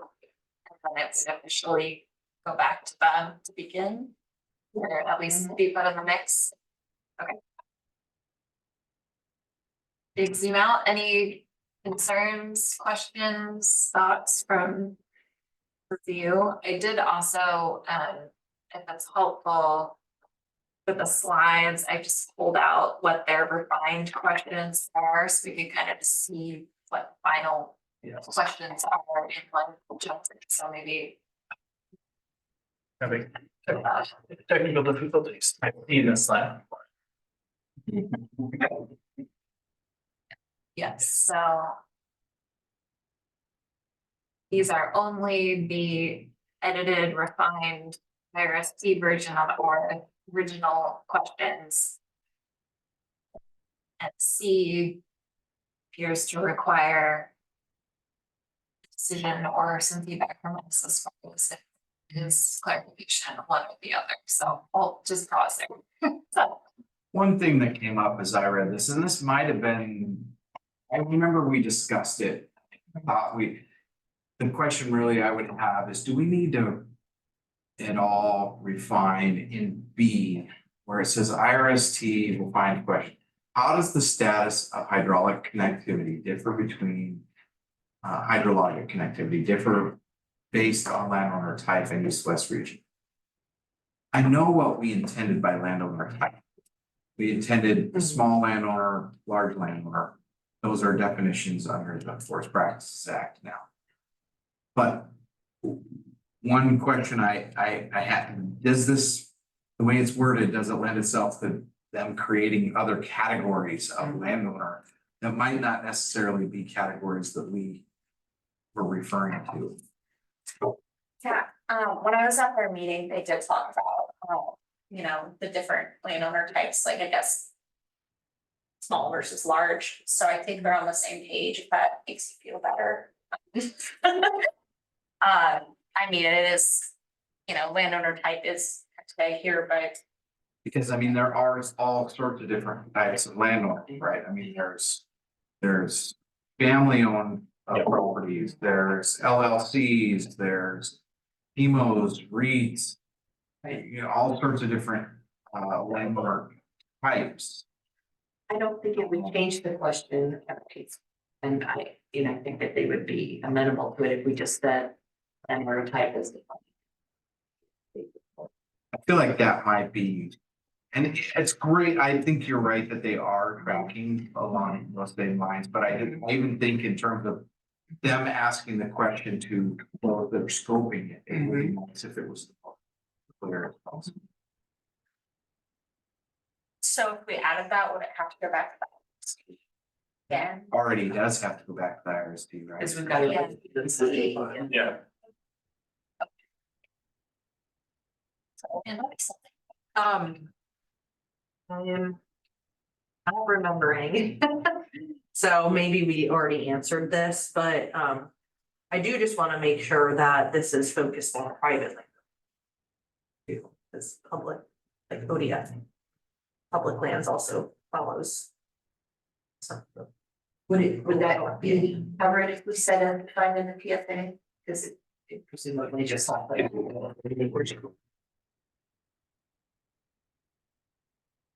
Yeah, I mean, I think that would be fine. I don't think that.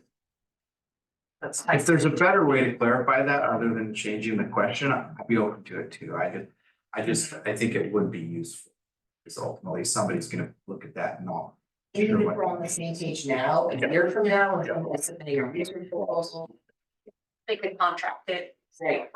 Yeah. We came up with these 10 different categories of land. Yeah. Yeah. I mean, I would be fine just. Saying what we mean. You know, making our implicit understanding, our explicit understanding.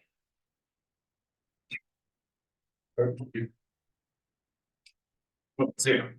That guy's hand up too. Oh, no, that's legacy. Oh, wait, I just wanted to recall, thinking back that, one of the challenges, right, is, how you define anything except for FFOs, right? Like, there's small forest, and we've encountered this with like CP, there's small forest landowner, and then there's everybody else. And so I think the compromise language was based upon landowner type, because otherwise it was like SFOs and others regulated by the Forest Practices Act. I think that was part of our conversation. And mostly it's just a challenge about like, what do you call the thing that's not everybody, that's everybody else. But Josh. If the intent here is to. Private landowners, then we could say. Could be different based on private landowner type as defined, then, I mean, it's, the PFA is the Forest Practices Act. We could say private landowner type as defined in the Forest Practices Act. Or you could just put parentheses, SFO. Everyone else. Yeah. Other private. SFO. Yeah, so we could say private landowner type, it gets. It's not landowner. Yeah, maybe it covers any non-federal lands. Only maybe county governments that may have land to manage, you know, at greater than. You know. FPA level protections or state forests, which have their own. Their own plan, their own HCP and their own monitoring, so. I think adding private before land would be helpful. Yeah, and then maybe, I don't know how we wanna track the practice changes, but we can have that in their document. I'd say. Yeah, I think that we should be, I think the intent maybe of the PFA, and I think of the folks at the table as we talked about this question was to have it be everybody who's subject to the Oregon Forest Practices Act. And again, the private versus public are also distinctions that aren't in the PFA or in the OFPA, and they're also likely would need to be like defined further for different audiences, because I learned recently that tribal lands are by the federal government are called public lands, and that's not. That's not, that's just one example, and you know, county lands are county land, but they're subject to forest practices. So I think maybe if we're gonna, my proposal would be that if we're gonna do anything, it's just make it clear that it. The landowner types in the Oregon Forest Practices Act, which would be the SFOs and the everybody. Non-SFO. I guess that worked, right? That's the vote and the non. The proposal. Get a landowner type, fine, so. Yeah. Yes.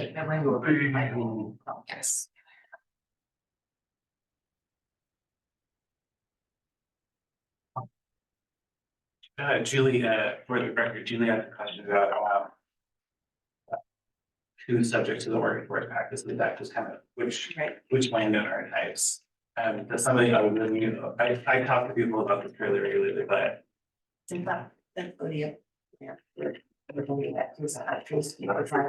Okay.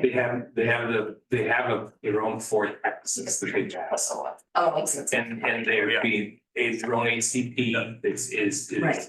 Yeah. But I think it would be accurate to say that technically state lands are subject to the Oregon Forest Practices Act. But that in practice, they operate under a stewardship agreement. Right, isn't that? How you would, if they, now. thank you, oh, yeah, people. I need to get one of you to say something. They're required to follow the Forest Practices Act, but they have their own forest management plan. Yes. Stewardship agreement right now. Until Until, the yeah. state lands HCP is developed with the ITP. It's a little bit complicated, right? Yeah. Right, yeah. And maybe like bring it up to try to compete a little bit further for Julie, but that's why I think that should be like. Landowners that are connected to the herd. But, That includes counties. yeah, I think if putting as defined in the OFPA resolves, I think. yes. Because the only definition that's in the is in itself. Okay,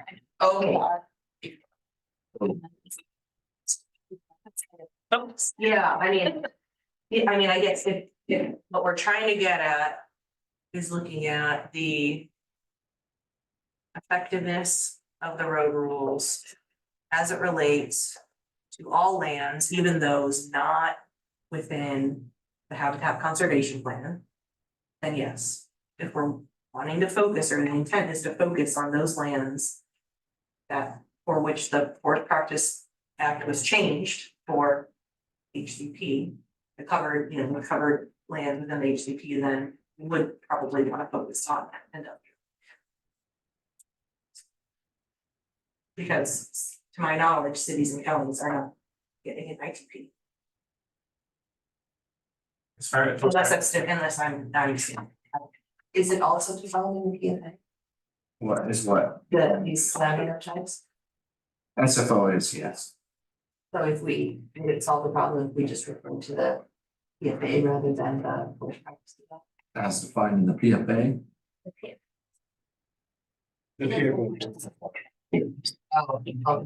Yeah, we just. As far as I understand, so as far as I understand, under that category of there's SFOs and then there's non-SFOs, the cities and counties are defined within, are contained within that. So if they're following the Oregon Forest Practices Act and they're, they have not requested, and they have thought to have them in or out, then they're, again, for the purposes of the HCP. Yeah, I don't know. Sign up triangle.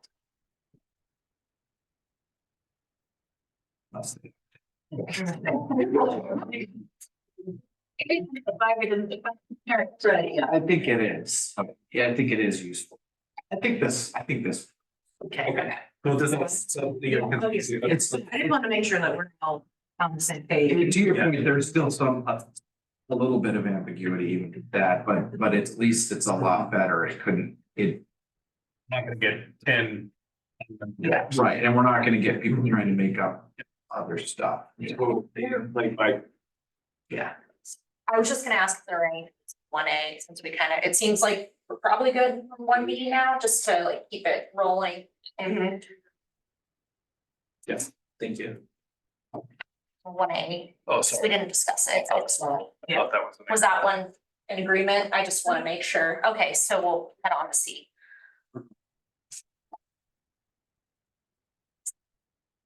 I like both the questions, 1 and 2.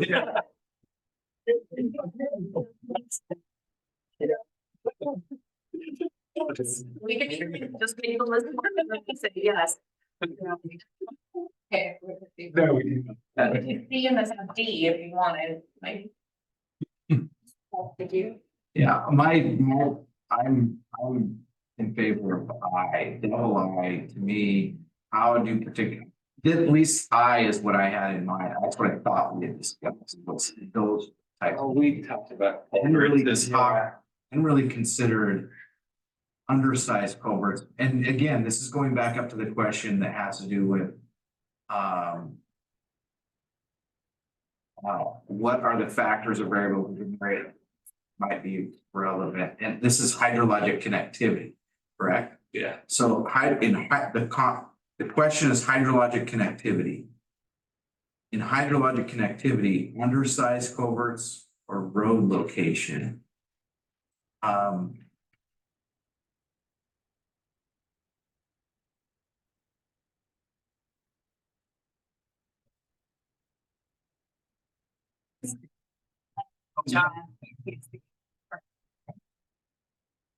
Yeah, and I think the difference there is almost like II is trying to get at that maximum extent practicable piece.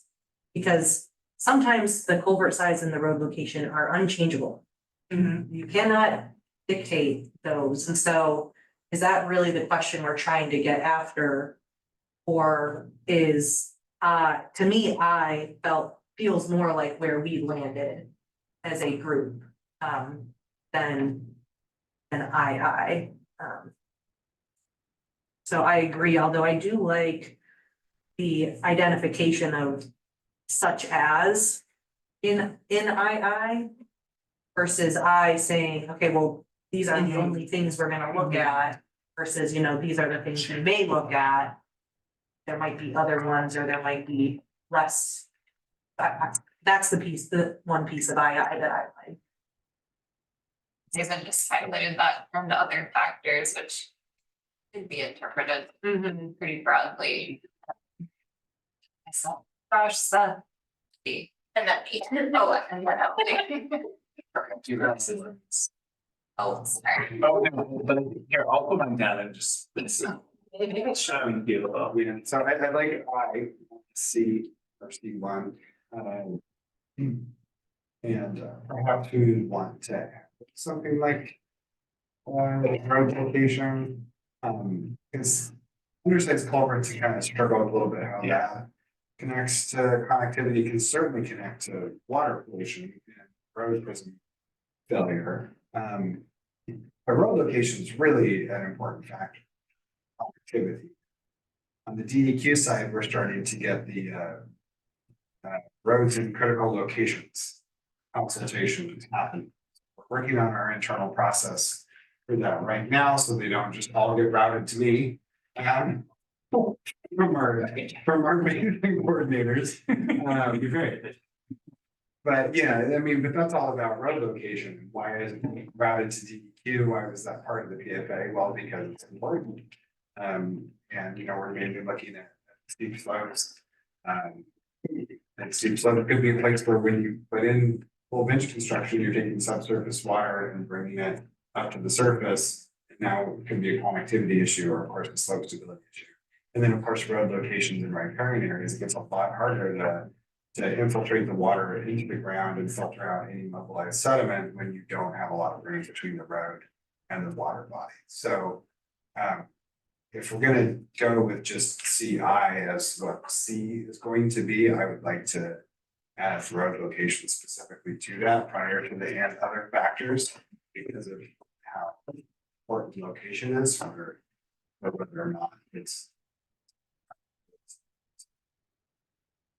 not have the road connected or the road water connected.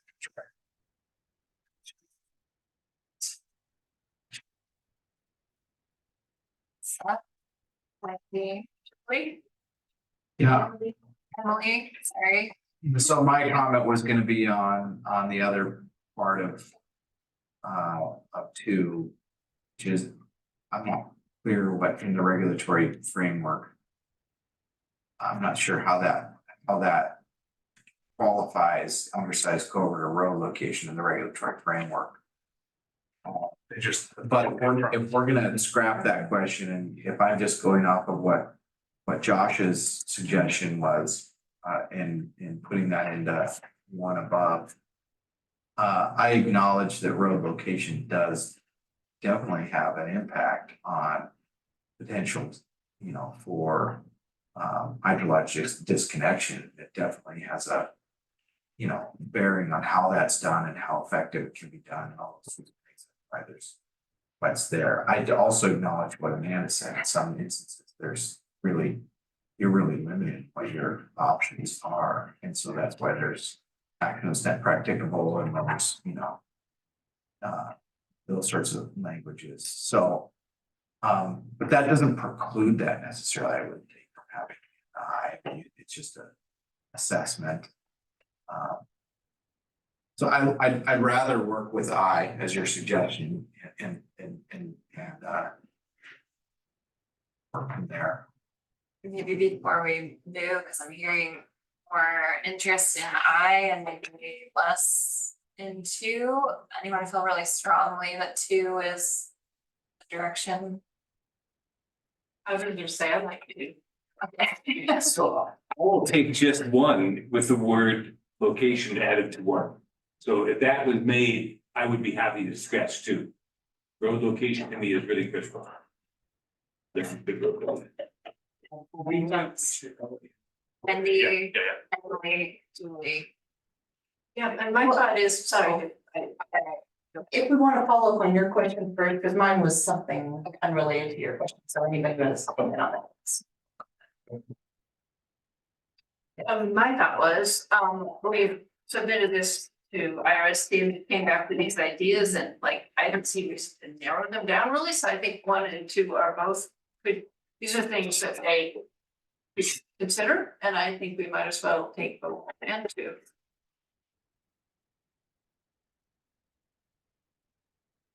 I guess is there something into, because we're hearing people adding more to one and maybe trying to just make it into one question.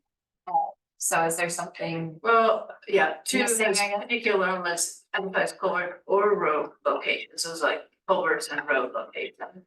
We could add those to one, but I would say culverts and road to one. You put that with a question mark too, and maybe we can. Perhaps make it more general. Yes. Okay. Yeah, that's. Sorry. No, you're good. Something that I just wanted to point out, because someone said that, it's kind of broad with other factors, that was intentional by, or like, they wanted to keep that open. I think part of that is the whole process of how to do the literature review and everything, is like figuring out what those important variables are. So it's better to have this kind of open, focus, so that we can make sure that they're including everything that matters for what we want answers for. So that was just my 2 cents on that. And I mean, I think it's great that we're adding road location or other things, but also like the fact that there's the other factors thing, I think is really nice, because they'll be focusing on what looks like is most important to focus on to answer questions. So, Dave, I realize I missed you in there. Yeah, you Dave, that's me. I'm trying to answer your questions. Okay. I thought we had talked a while back about the role of maintenance, the lack thereof would affect, because I know like on our roads, if you don't maintain them, they can certainly accelerate that hydrologic connectivity, between the road and the stream. And I know we talked about this. I don't just recall what became of that. Because I mean, what they've shown here is, so you've got, I was one that's designed these things, you've got road surface pipe, road location, all those things going to the design, and then you've got, of course, the construction aspect, but then you've got the maintenance aspect. And so, maybe that's obvious to them, but it'd be nice to tie in spectrum of all aspects of the road, David, So. did you want to just respond? Yeah, so the way both of these are structured is a open list with specific things that should be on that list. Just if that's the way we want to do this, just trying to be clear about that, because we were saying we want this and this and this and this and this and anything else. Or do we just say what else might be important? Do we need to specify many things, or do we want to defer? I guess to me though, again, you want to make sure they understand that if we all agree that it's not only the design aspect, because that's pertaining. I mean, if I'm designing a road, I need to know those things. Boom, end of story. But then you've got, once the road is done, there's other things that impact connectivity, and it's the maintenance of the road. So, So my comment was that I wanted to capture what Anand had said earlier about saying such as, which could solve that problem, and then just change the and to or. Right before other factors. So how do particular elements such as road service, and with an or, so it's not.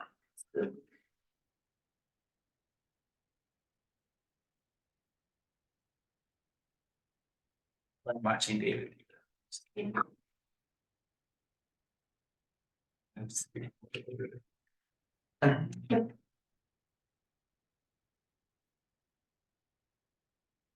Think we're trying to make it clear that one is expansive. There are a few things we've added. I don't think that this is really restrictive.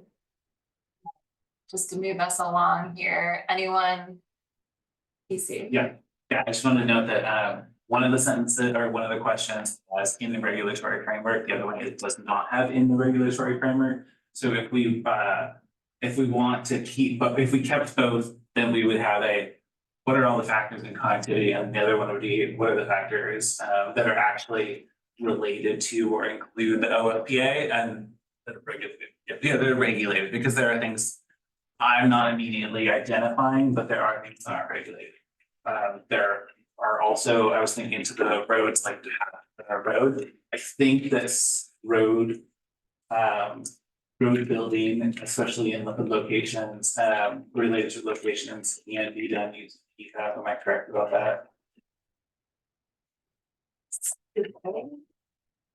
So I'm just thinking of how there's like these not outside of the regulatory framework, but there's like they become new elements when we do PFAS.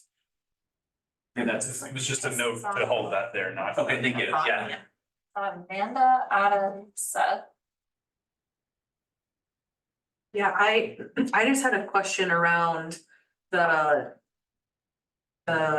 undersized culverts and the maintenance piece, if we're getting into the compliance monitoring side of the question versus the effectiveness monitoring side of the question, because our regulations don't really talk about maintenance in the same way that it's really a compliance There's the issue. assumption of, yeah. Yeah, and like if we say undersized culvert, like we're assuming that they're not in compliance, because, yeah, I mean, so, you know what I mean? So I'm just wondering if those pieces really fit kind of the intent of this road package. I guess I wasn't hearing anyone speaking up for undersized culverts per se, maybe adding crossings to your point that sort of assumes one way or the other, the rules could change, what's undersized now. When we had the conversation about culverts, and from what I remember, it wasn't necessarily about stream crossings, which is like a totally different part of rules, but more about you know, ditch outs and things like that, being adequately sized, but again, it's like, well, it's already in the rule, so we're then checking compliance, not whether or not the rule is adequately written. Right. Yeah, that was the big red flag for me is undersized culvert. It's getting, so our role is more about effectiveness monitoring, looking at whether the rules are effective. And you can't do that whenever you're looking at something that's out of compliance with the rule, right? So the rule assumes compliance for the purposes of evaluation. Yeah. Exactly, yes, yeah. Seth, and then maybe one more comment, and then I think we need to tighten this one up. So we Yeah. can keep it. So I would say if we're gonna keep two, I need an explanation for what they mean. And how that relates to, because I can't, we're supposed to be judging at this level, is their refining of the question still meet the intent of the original question? And my point is, I can't tell with two.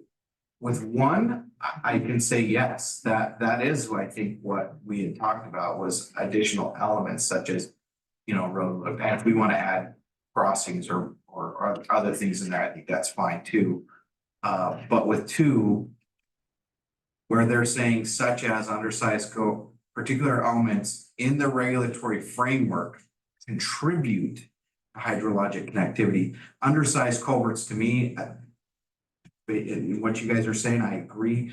It sounds like they're talking about stream crossing culverts, which is not necessarily and so it gets confusing, and then I'm not sure what they mean by in the regulatory framework, how does that? I would need an explanation for me to determine whether it's still meeting the intent of the original question. Number one is a lot more clear to me that that's the intent of the original question. You see, Emily. It's okay, it's hard, there's a bunch, there's like a line of all the stuff, there's like.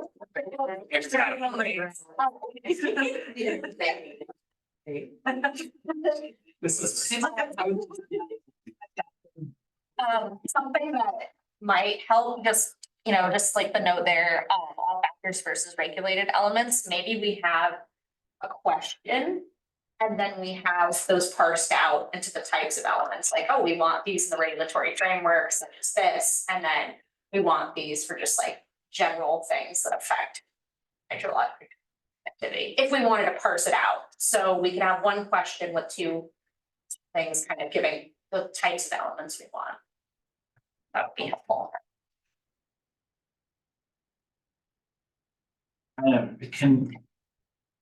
Because we have a long conversation about undersized culverts and their relationship to or not to hydrologic connectivity, can you remind me who originally raised that question?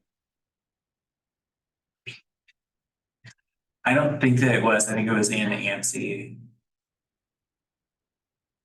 I mean, I know we talked about it in terms of it's relevant for fish passage, but also relevant to hydrologic connectivity. Okay, and I think that the fish passage one was for crossings, like stream crossings, right? And to your, I think it was your point about essentially like cross tiles and the disconnecting of the road network from streams, right? And it seems like if we have other things that are called out. Maybe it's that the undersize is not the right thing, but maybe we just say non-crossing culverts. Right, because it isn't that what we're talking about is, yeah. And then it gets to some of the concerns, I think legitimate about like what stage in the maintenance, because that there will be people that the person assessing this, the researchers go to the land and they're in the middle of the maintenance cycle, right? And we do want to capture that because that is important, even if the person is fully in compliance with the OFPA. Is this meaning so are you saying sorry for jumping ahead? No, yeah. I just want to clarify, are we talking about undersized cross drains? Is that what we're talking about? That's my understanding from the previous sets of conversations, and was that your understanding? Well, we had this whole conversation and I brought this up way back that we're starting to get very, very prescriptive, and the Forest Practices Act is meant to be non-prescriptive. So in this particular instance, so that the right tool can be used in the right location, there are many ways to divert water from ditches and away from roads. It's not just cross ditches. I mean, there's a million ways that you can do that. So, if we want to get that specific, we would need to identify all of those. I do not think that that is the intent, and it's definitely not my intent. And if that's the idea, then the word undersized culverts doesn't even work, because it really should be ineffective. Water diversion. Version. Yeah, it should be non-compliance. Yeah, and then we're just back at the compliance. I think it's set back, because that's Yeah. our original question, right? Those other factors and variables. And the Yeah. IRST is coming back and giving us a list of things. They're trying to know what factor variable. Right, so how can we Yeah. thread the needle of including some of those things that we think are important?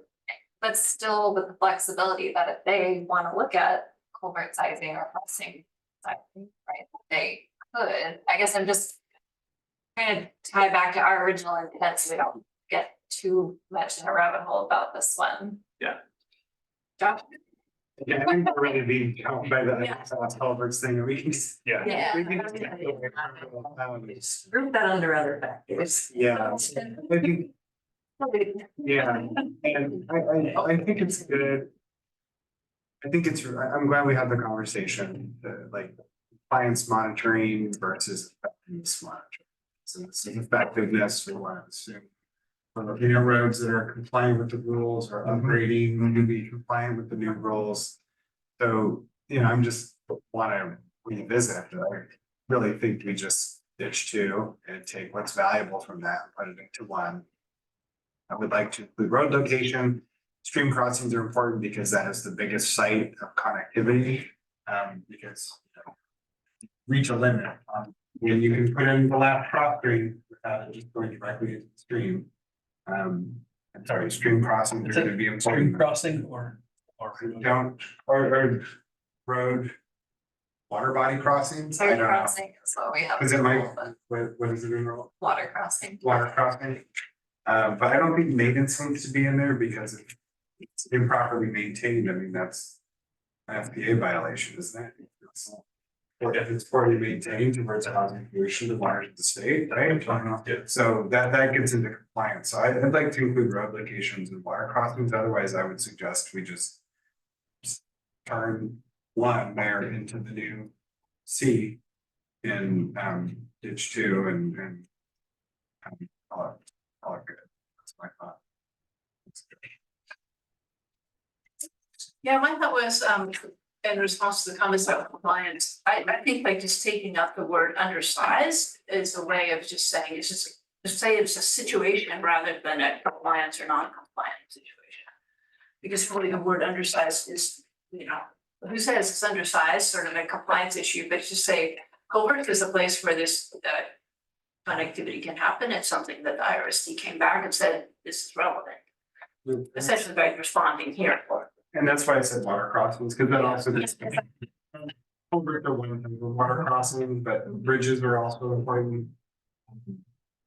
Armored forts, type of water crossing that could be a potential location for connectivity. The more general water crossings.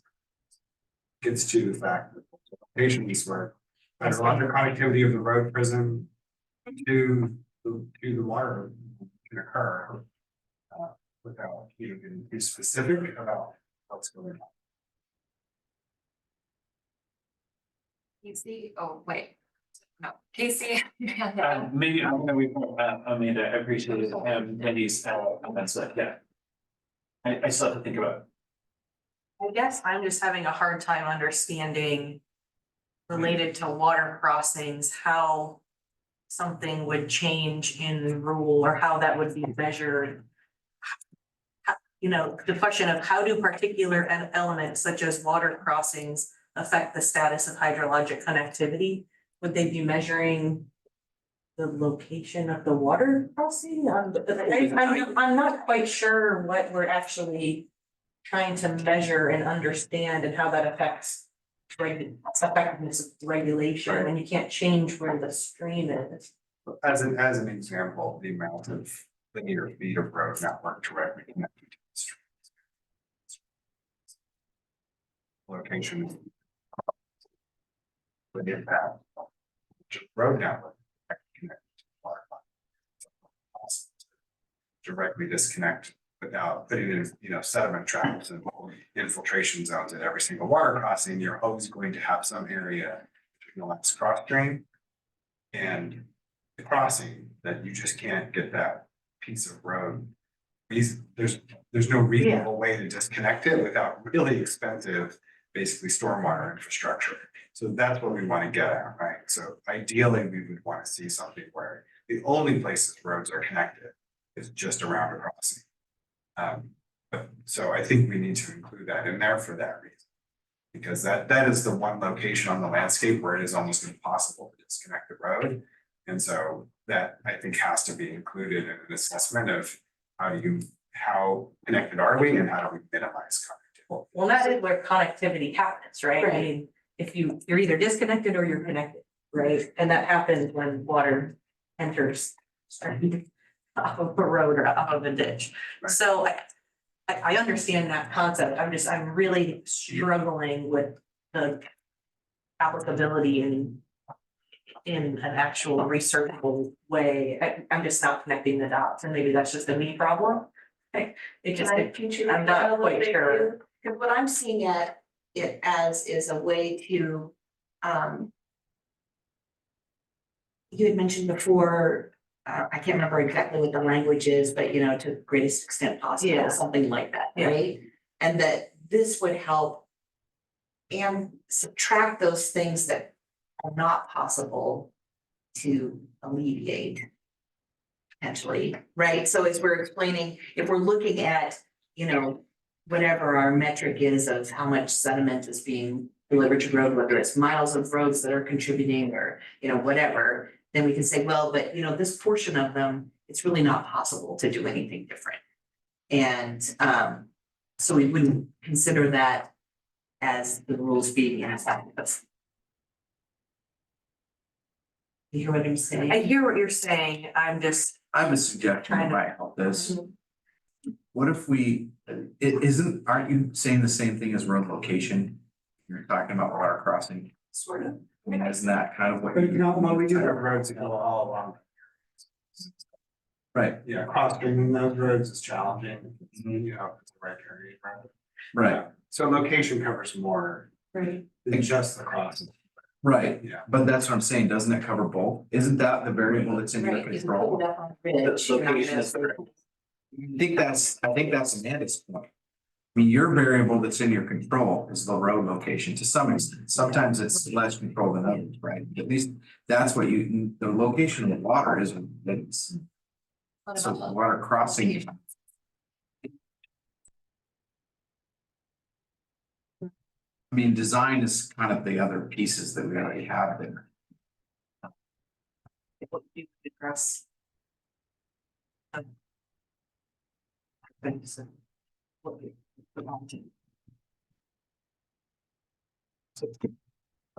Sarah, David?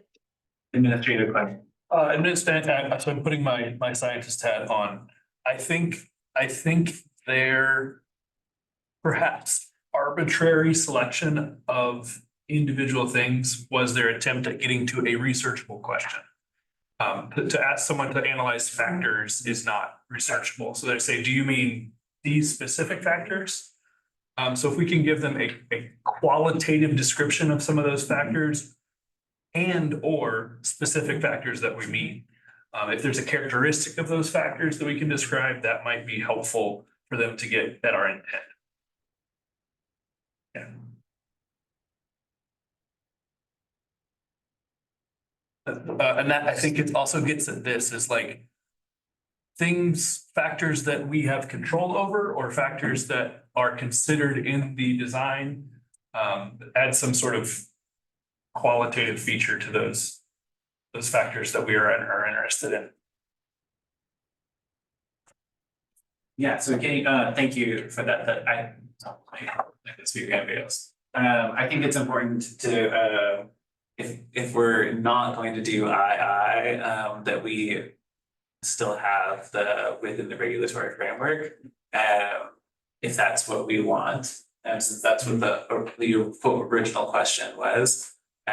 So just bringing it back to that are we purely interested in hydrologic connectivity writ large, or are we interested in it in the Pacific Northwest or in Oregon, on lands, within the regulatory framework? And I just want to highlight one other thing is that we've had a lot of conversations in the habitat conservation plan drafting meetings about the climate change signal. And so just thinking that in terms of the water crossings question mark or the culverts strike through, that the question of the structures that we use to convey ourselves over water bodies is going to have in a hotter, drier world with more intense floods and sometimes and lower water flows and other times, it is going to be a signal that we're going to be looking for. I'm just gonna do a quick check again because 2 minutes. As a reminder, we have discussed these questions at length and IRC responded and we responded to them. So I hope we can ground back to the original question, which I think has kind of two components. There's this other factors, variables, we didn't define them, we want IRST to help us understand what they are. And then the second part to me is what you just said, Casey, about within the regulatory framework, the sort of what we can control, what is regulated. So looking at one, does that capture our original intent? And I would say that I think that we need to add back in the regulatory framework piece, the alignments within. We've discussed at length this list of items, including but or other factors, so it's still broad. There's a lot of discussion around the crossings piece, in or out. I guess I'm curious if there are others that people feel really strongly about. Is that if water crossings is in there, then that's, I can't live with this kind of a thing. To me, the other factors, crossings could fall into that. So I think either way we go here, it is addressed. I guess just maybe a temperature check on one, how do folks feel if we add in the regulatory framework piece? You did, okay, thanks. To read and talk at the same time. How do we do like? Yeah, absolutely, yeah. Can't remember. It's good. Need you supported me. Yeah.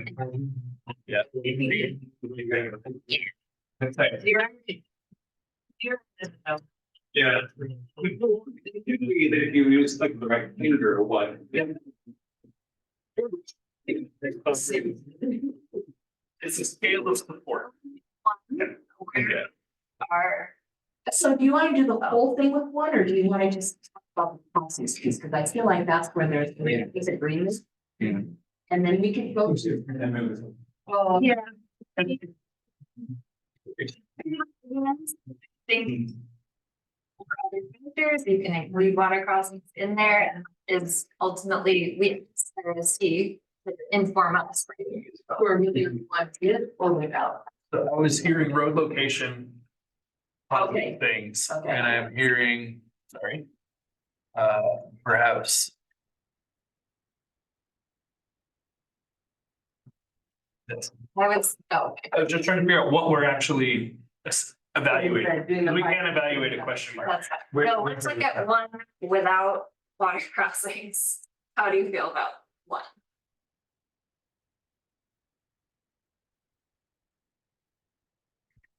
We're all over that. So. Because I'm just trying to understand, if we delete it, you could include it later.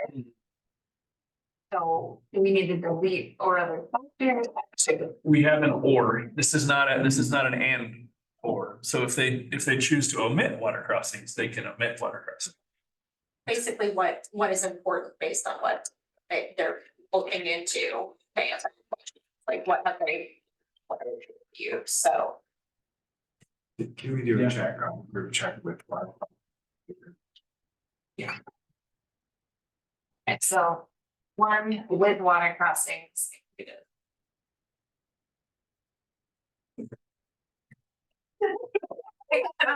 Nice. Yeah, fine. Is there? Oh, it's got to be- Yeah. We Sorry, I- whatever. Yeah, I think they're. Okay. Water crossing is important, it's critically important, but we're talking about hydrologic connection, so why aren't we talking about water anyway? So to me, it's redundant, and it is in the question, but it's in the whole study pieces, is this to stop disturbed water, making it to a pristine creek. And so I would leave it or take it out. I'm for taking it out, making it simple and have it be one of the other factors, but I'm happy with leaving it in. We just need to, I think, move on. I was just gonna say, water crossings have already been addressed through the new 100-year peak flow.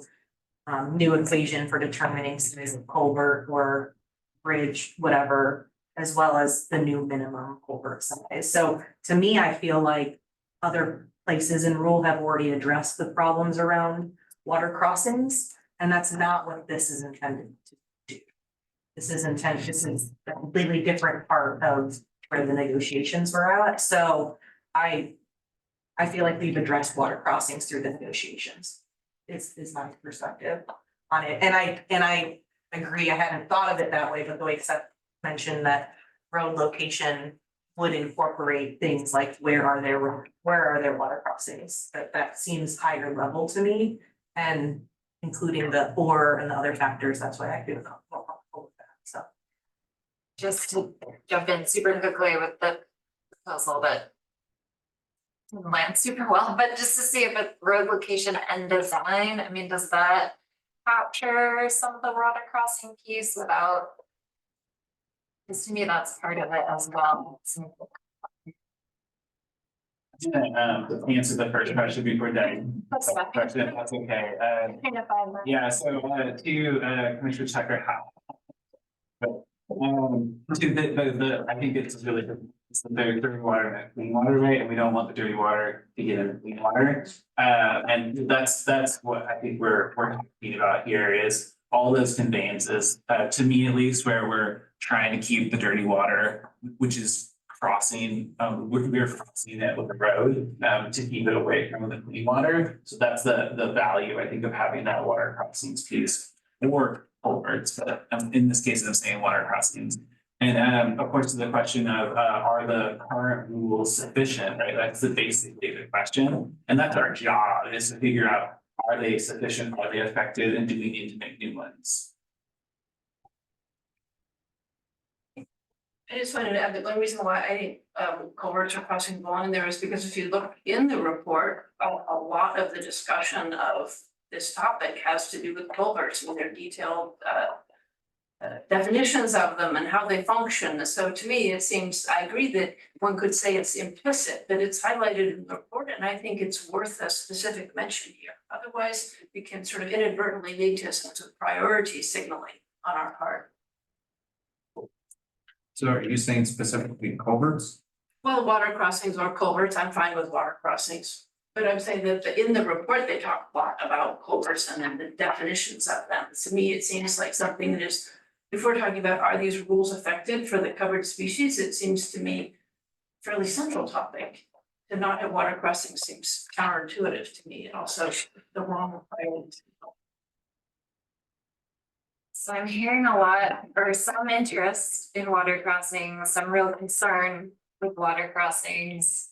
I think we're getting tangled up here. So I guess my proposal would be, can we just pause on this one, consider if there's some other way to write this, maybe move on to a different question and then come back to this one?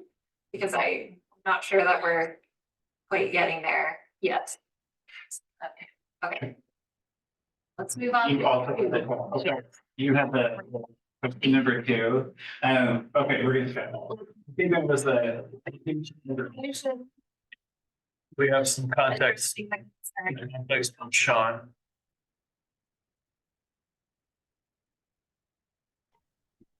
Yeah, that's helpful. Yeah. Thank you, Sean. That's why they were, right, yeah. Which I think is what I was trying to get at. But that's an easier way of saying it.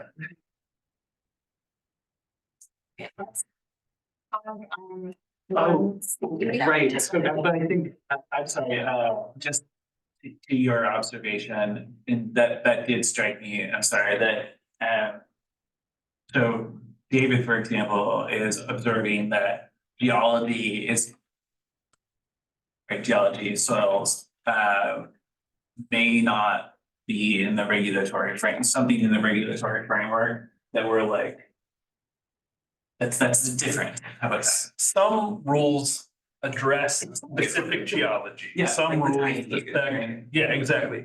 But soils is not regulated factor.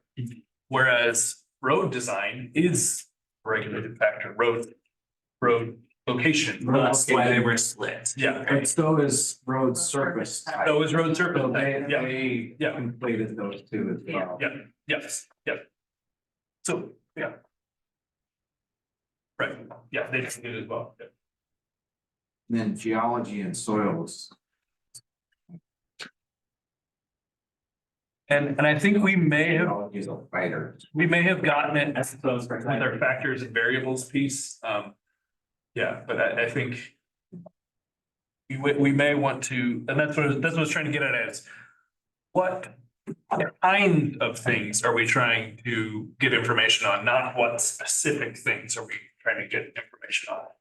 We working for, what are the factors that influence connectivity, or what are the regulated considerations that influence connectivity? Let's move on to. Yeah. Sorry about that. Yeah. It's like, it really felt like. Yeah, let's go. Right, so yeah, we're digesting and, Yeah, we are going the wrong way. yes. So take a look at number 2. We had our original question, again, well discussed, voted on, and IRST response. That's okay, which. Let's think, yeah. In the level, most of these levels. Yeah. That's all that change, minor. Okay, so we good with that one? Yeah. Anybody have any qualms? All right, great.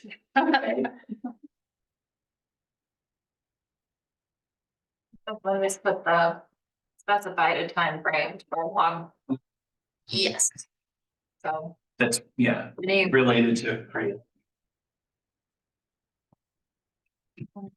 question? You're going again. One question. So would that mean that the research wouldn't happen?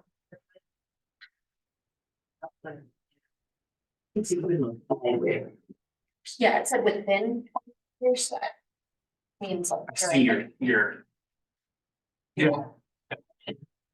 But yeah, maybe Maybe they probably just threw out a number. We can do that a different way. No, but I think, oh, sorry, I don't want to, you didn't speak for yourself. Yeah, I'm just, yeah. Well, but number 2 is just covering. Yes. Question is basically 5 years. But number 2 is already covering that. The more moderate steps, and then you did 25 years, what's the, what are the 5-year steps, and then at the end, you're doing, all right, after 5 of those 5 years. It's a little bit different, I think, than that. I'm talking to the EQ water quality person at Forest. In that, this one is about the, like, over the span of that time, how those been effective, rather than what's happening at 5-year intervals. Right. And so I just want, like, it is associated with the effectiveness. But maybe we just ask to, or suggest that it be changed to something that reflects that.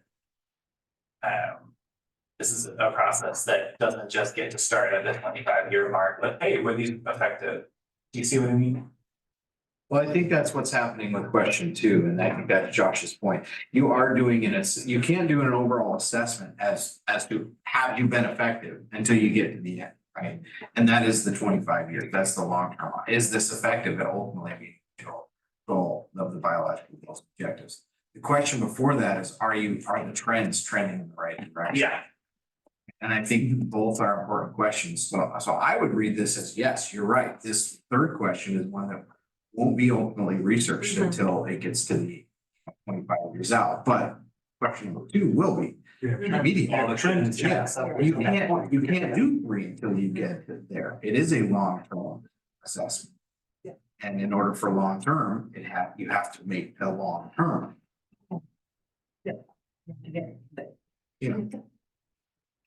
You don't want to do one without the other. You want to do. I guess that comes from you then the question of it's my understanding that we should be looking at the goodness with respect to hydrologic disconnection before we get to 25 years. Isn't that what 2 is? No, trend monitoring is not effectiveness, right? We're at the trend, so then that's why I said effectiveness versus like just looking at a trend, right? Because the trend, the number 2 only talks about like what's happening. It doesn't talk about the videos. Thank you. It's You got it. it's just, it's hydrologic connectivity versus BGO. Just listen to David.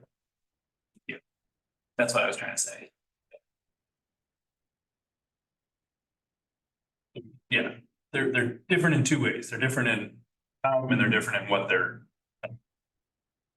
And so I think I'm just one, it makes me wonder, and your question prompted about, are we looking at the very end, is should we be asking for an assessment of the effectiveness of the, But I think Just getting it a is looking at the effectiveness. It's not saying what BGOs you have in play.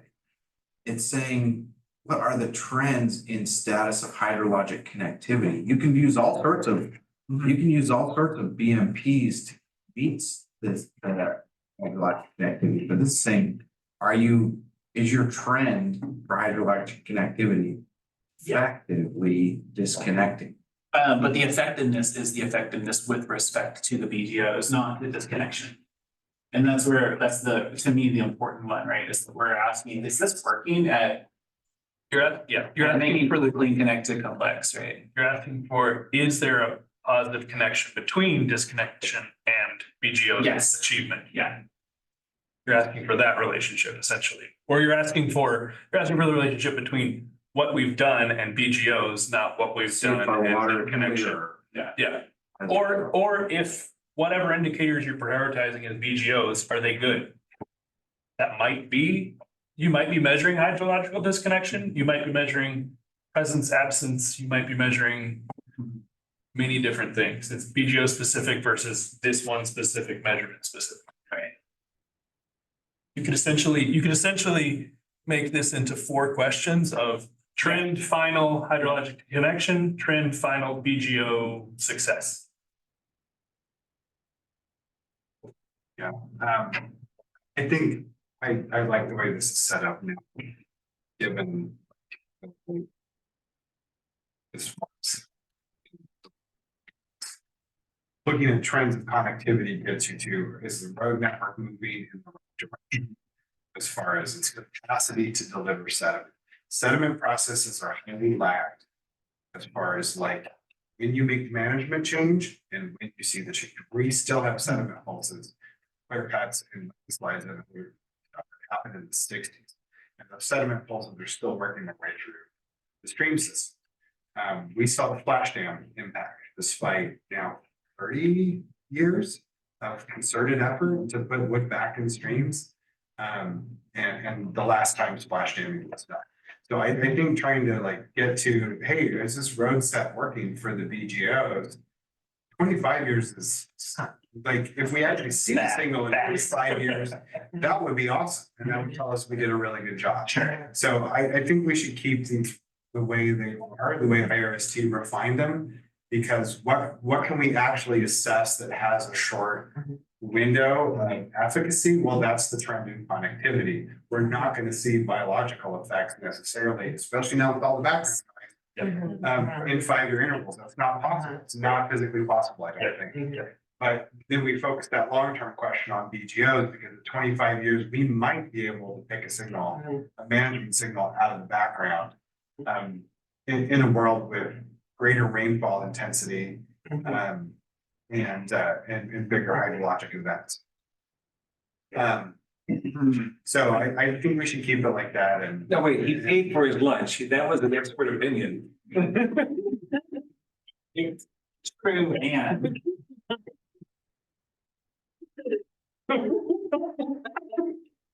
So, So my comment would just be that while I appreciate the clarity of like, what are they really like, what do you mean? Is it what the long term is, long term 25 years? Associating it with things like FRIA, sure, it makes sense to be like, oh, here it's in this period of time. I think that I would hesitate to ask a question.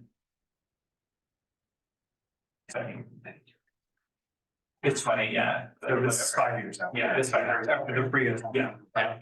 Yeah. But it's not 50, like they're not saying, oh, within 50 years, right? Which is the term for amphibian? No. Amphibians? No, 25, yeah. So I think that I would be hesitant to include a within 25, it's that let the researchers or IRT say, oh, we have to wait for 25 years to look at the effectiveness of hydrologic disconnection on the BGOs. Just really quick, I'm not an expert on the HCP or the BGOs. I'm not participating in that process. So, I mean, it seems like as it relates to the BGOs, there's gotta be some sort of, or there is some sort of monitoring requirement by the federal services. This is when like, it would be nice if Kim was here. Well, that will be sorted out. I think that's the idea is that's a reason, and we voted on that as a research priority at our last meeting that we would work on. Yeah. Is delivering some questions to IRC to kick off a VGO effectiveness. Sure. Cause it almost seems like this should be there in that conversation rather than here.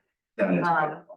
Because it's tied in, it's tied into something different and that's very, I mean, it's just a different process, a different regulatory piece, it's.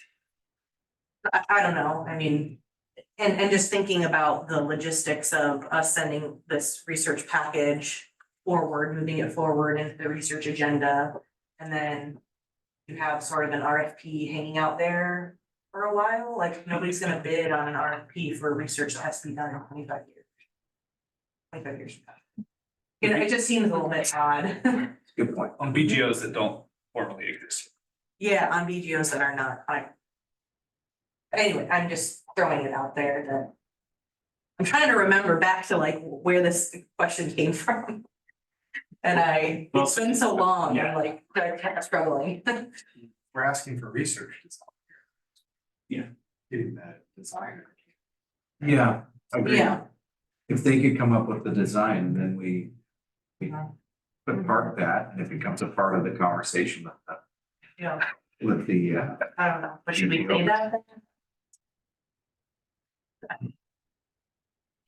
Yeah, I think that question 3, in either with the phrasing in the long term or the refined within the 25 years. This is our job, right? Like it'll be part of the effectiveness monitoring road disconnection because partly because we're saying that it is, right? Like we're saying that this is a priority among the effectiveness monitoring that's gonna happen. And so having it here and clearly marking it as this is important to us to get this done, that's what we're charged with doing, in my view. A lot of good discussion on this one. Do we proposal to change or have we landed to this 25 years IRST refined question makes sense? Yeah, I think within the context of the effectiveness monitoring kind of framework that we talked about, that it's better to have a term that has years to it than to not have a term that has years to it. Okay. Other thoughts on question 3? Let's jump back to 1. I think going back in my documents to see if there's any historical thing that we don't hear. Alternative, right, but email that is not on the. Yeah. And maybe if you're finding it, I could explain my thinking on it. So at the very end of our discussion, it became clear to me that I think what they were getting at with 1 and 2 was the like site attribute things versus regulatory things, right? And so my idea, and both of them include, neither one of them includes that this is a complete list, right? Both of them have such as or other things. So my thing would say, how do particular elements of the regulatory framework, e.g. road design or site attributes, e.g. soil type, attribute. And then, you know, implicit in that, I hope, is the understanding that there's a lot of different things, and because we've only listed one example under each of those, I don't think it gives priority as it does if we list 5 and leave out 1. Basically what I'm also. Yeah, I think that just goes back again to like what I was talking about, which was putting these together, is they didn't want to like have all the variables like figured out ahead of time before even looking through the literature. It's better to have a bit more of an open question, because then they can see, oh, this is what's important, this is what is happening, this is what we need to do our research on. So, I mean, ultimately, they're the ones that will probably figure out what variables need the most attention. Is my thought. Yeah, I'm still just uncomfortable maybe including road design because. Again, the rules don't necessarily tell the contractor how to design a road. There are pieces in there, but there's a lot of optionality. In the rules, so. Yeah, I mean, I'd be more comfortable with being more specific, like road location or service type. Okay. I think that's. Yeah, that's fine, Yeah. yeah. Versus like, sure, broadly this, yeah. Yeah. That's better, Right. location, yeah. Yeah. So acknowledging that too is an effort to sort of thread this, 1 through 5. Looks are better about. Show of hands. I'm still looking at it. Yes.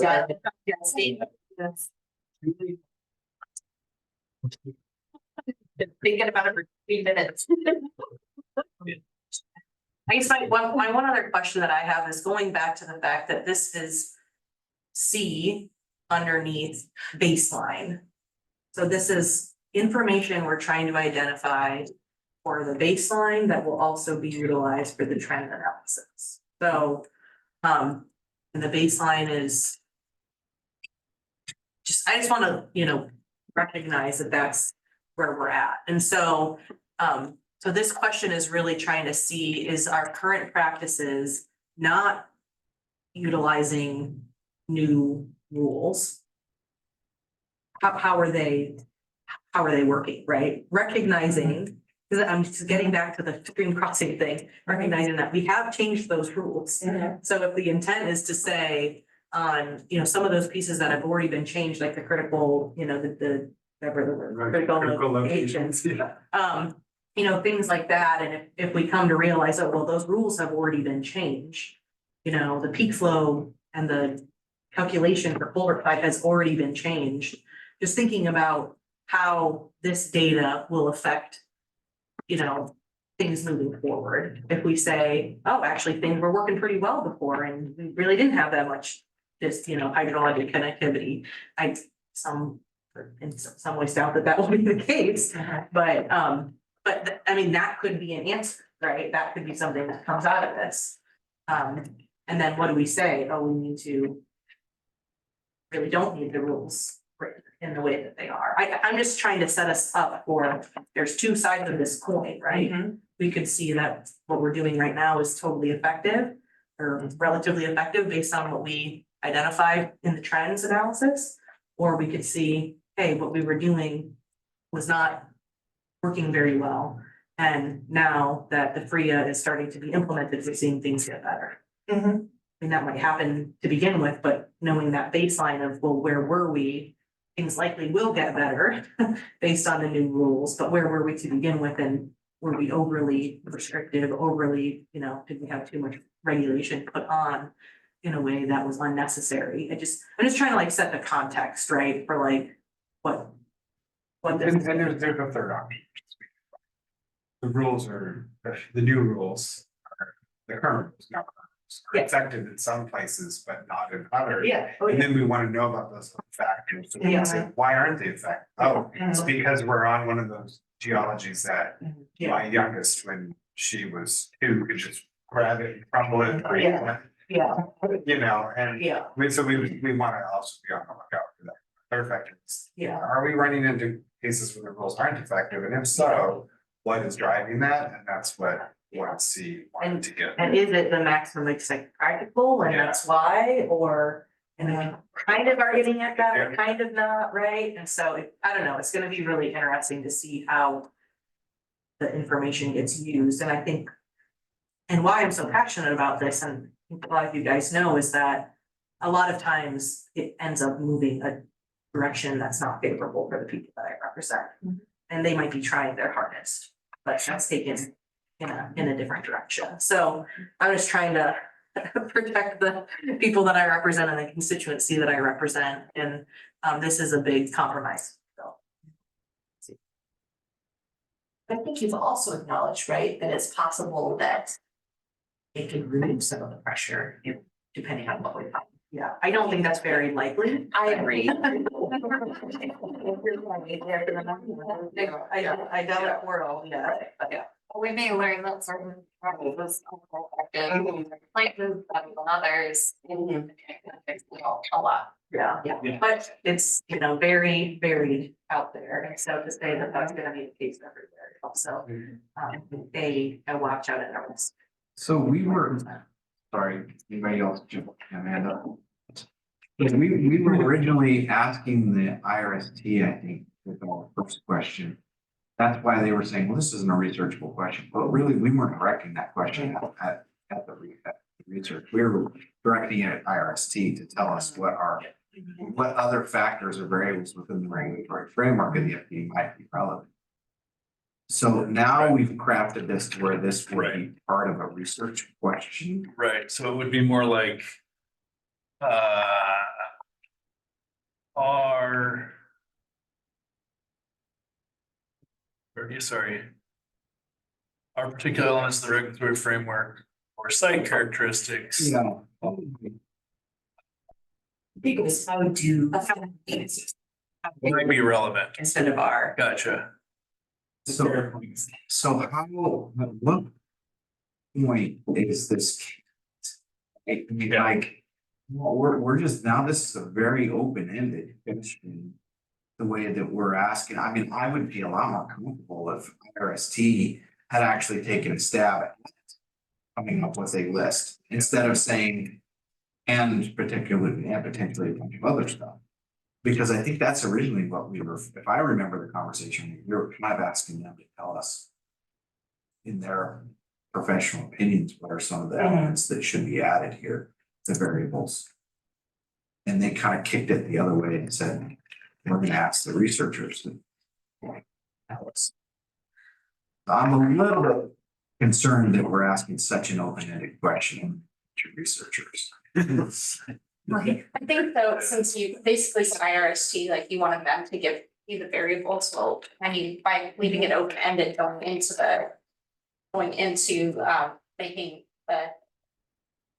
making the decisions on like what variables to look at, like they'll be able to look at more literature and make a more informed decision than just being like, oh yeah, like let's just give them these variables right now. I just personally think like it's sometimes really good to have an open-ended one, and the process might be how they figure out like which variables to really focus on.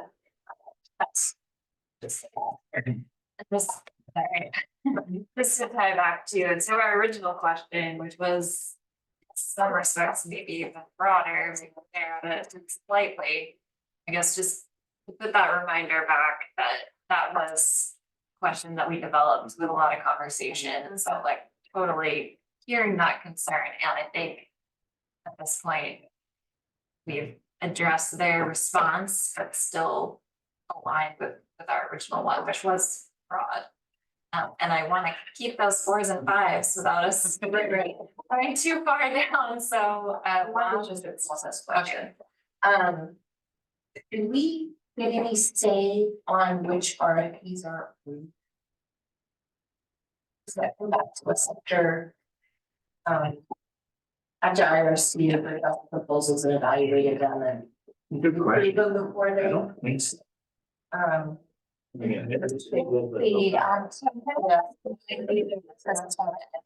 Slides. I guess, yeah. I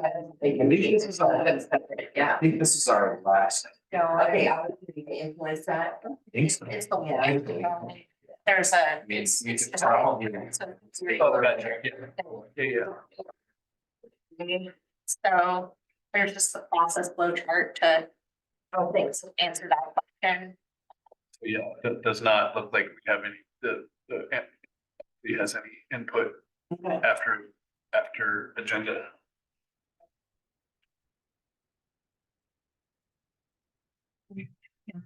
If that's along here, he's flagging, we have a couple more things. And we're gonna go at 3:45. Yeah, just as it relates to that question, I think the grammar is a little off there, the sentence doesn't make sense. But then also, what they proposed, the endings had to do with, other factors affect the status of hydrologic connectivity, and the second one was contribute to hydrologic connectivity, and they're Okay. saying relevant. Yeah, The they hydrologic, contribute. it seems Yeah. like we need to Yep. be more direct in the effect of those things to hydrologic connectivity. And to replace what with how do? Yeah, and they had how do and how does for their questions. Yes, sure. Yep. That's what they're saying, right? At this point, can you just delete that little I, so we just start looking at the. Yeah, I think that makes more sense.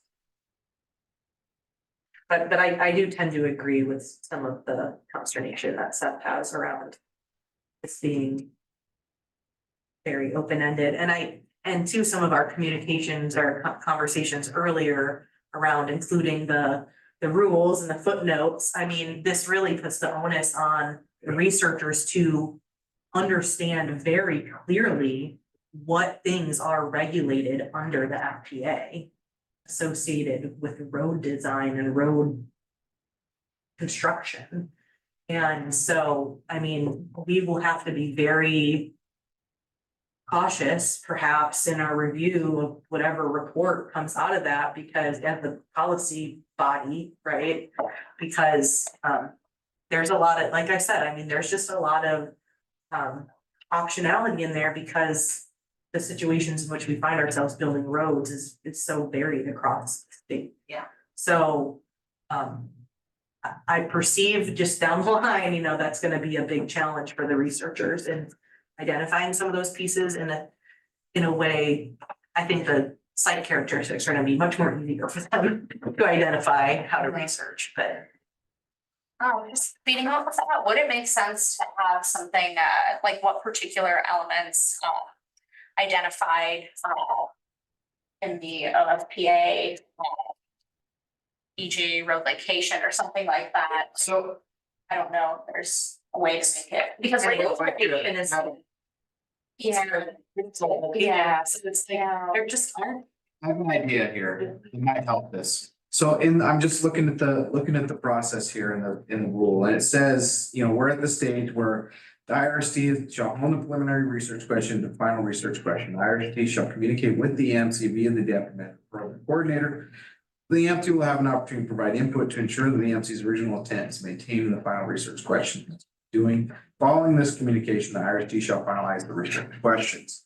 So they're gonna finalize these. They don't have to check back with us after we finalize.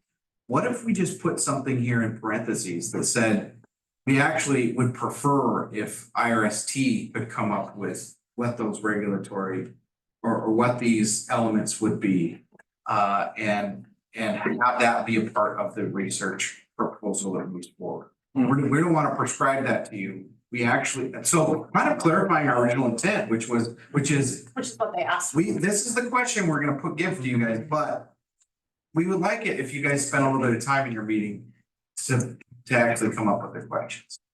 Or the things. Okay, just so I understand. I hear what you mean. If they did that, then we wouldn't have a chance to look back at the 30. Understood. You know, just, yeah, just Understood. want to make sure. But at least it would help kind of, if they could do that, it would maybe put those side. I'm just concerned you go to a third party researcher that's like from OSU or you know, Department of Michigan State or whatever who gets this proposal. And now they're just like pulling out stuff all over the place that might be way too broad and way too, you know, it's at least a better effort at trying to. I think you're right that it gets at original question. Yeah, to your point of like, what about this question? How does it make sense? Really, it's. As I hear you, you're like, hey, tell us what actually, tell the world. What parts of the regulatory framework are going to be important, so that when we go to the research, conditioning, people know what they're looking for and what they're fitting on. And if they still leave it open-ended, so be it. That, as at least we have communicated, our original intent was for them to help put sideboards on it. I see the value of that. If they don't do it or try and then make an attempt to move it still. A partial attempt, yeah. At least we. We're gonna attempt to try. Does this capture the sentiment?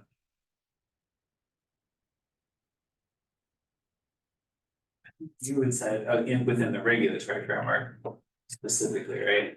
Well, I would stay with the original question, so it's in the regulatory framework and the other characteristics, I think it's fine, but. Some of the elements, what if you took out some of? Yeah. Identify the element.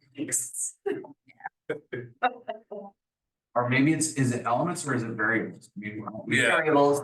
I guess we use elements above. Yeah. Yeah, I'm just trying to use consistent language. Yeah, Yeah, I think that they used elements before, right? yeah, they did. That was Yeah. their- Yeah, We'll compromise by leaving their language. yeah, true. So we can get rid of and characteristics, right? Because it just talks about Yeah. what's up there. We don't want to. Yeah. David is Well, but being it's a lot saying better. elements of the regulatory framework or site characteristics. Yeah, I was It is saying elements.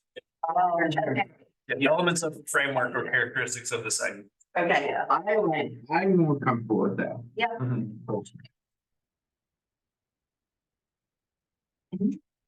Stacy, this goal. Yeah, this is. We got this in before. Well, it's later. You ready for a motion then? I'd be interested. It's not something I know.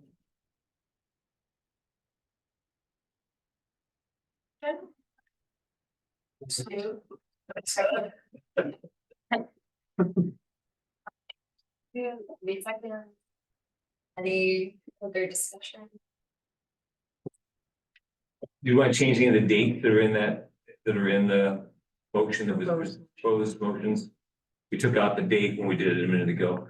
No, I think it makes sense to leave it here because Yeah. this is a different research question. Great, yeah. Thank you.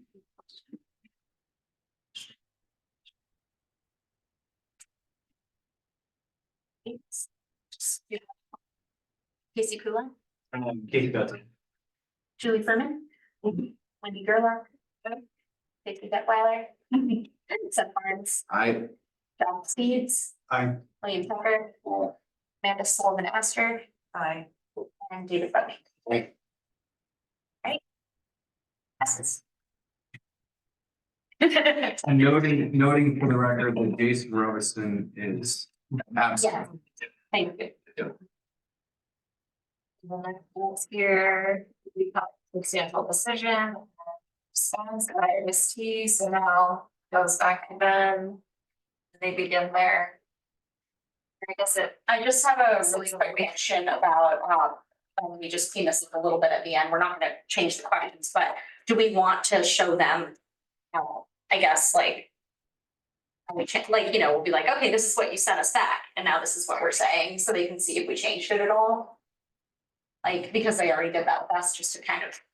So that's all, like, just an idea for when it's a little more cleaned up. I think that's helpful. Okay, I can do that, and send that to you before we.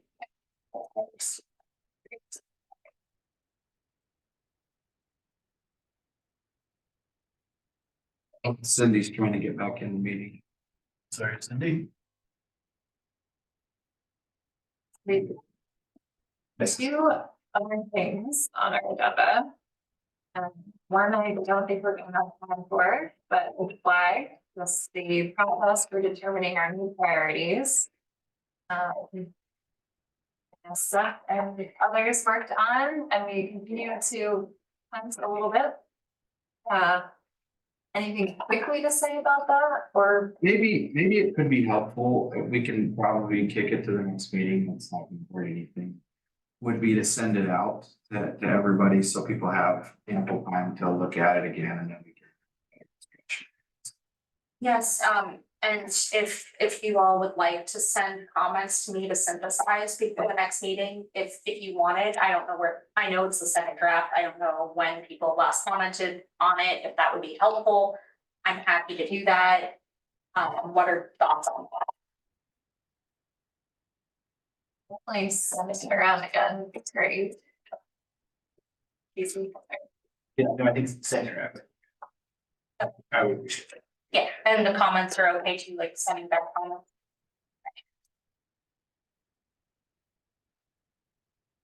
Then we'll kick that to our next meeting. Last but not least, with our field trip, and we just wanted to get your ideas, about where we might wanna go. And amphibians are the subject matter. Zoo. You want to zoo, is that what you said? You'll see snap digging. Here, but. It's a giant. Now. Don't see your arm. What do we do? I just put notes like every. Thanks. Well, I've noticed that Josh be really knowledgeable about it, I'm not sure whether he has suggestions. It's like prioritizing. Josh is. For where we would go for a field trip, I don't know. And water spot. Somewhere up high. The other. I don't have a particular site too, or where, I mean, is the idea to see forest? That was regulated by the OPA. Yeah, I think so, yeah. Yeah. Again, I would throw out, and I brought the name up before, but, Dr. She's, oh, come on. No, we heard from, You talking about Dr. Garcia? yeah, Tiffany Garcia.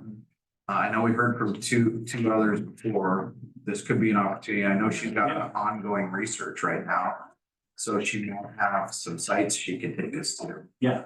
And I know, there is private land associated with her research. So, that would be a potential out. And even, I mean, if we can see land not regulated by the OPA and land regulated at in the same visit, that might be helpful too. Different management practices or what she's found to be different differences in populations. You want to see habitat, because it's pretty tough to see us amphibians. Yes, habitat, yeah. Yeah, I have said that, I yeah. feel like I'm living in the proxy world. of Yeah, habitat. no, I want them to find an amphibian and make sure it's still. Yeah.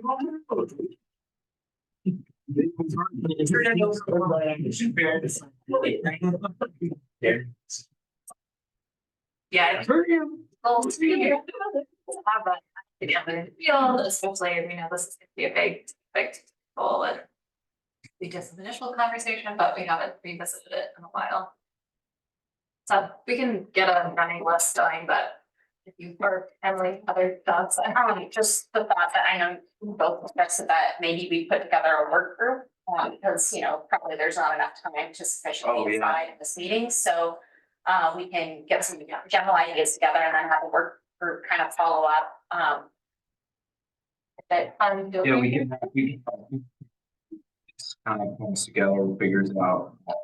Like logistics, speaker, that sort of thing, so we share, so have these together, just doing it all. or maybe, you know, I'll be there with work group. But yeah, I Yeah. figured every. Yeah, I'm happy to help with that. And even it would be nice if we could have some time to continue moving forward on our discussions of the research topic amphibians. oh, yes, for sure. That's right. So with me sharing my part of the work group right there. Julie, does ODF and W have, like, I feel like this might be a good one to fold in some of your folks as well. Yeah, we haven't had adequate or consistent funding for people to, so there's no like real monitoring. Yeah. But there are people who. Yeah. You know, that's included in their. Okay. Okay, so maybe we'll just coordinate on that, maybe we can get a program, something like that. Who else would be willing to? I can help, cause you know, private loans and access and all that sort of stuff. Same work group as last time. Yeah. Well, we figured it was so effective in helping shorten the conversation.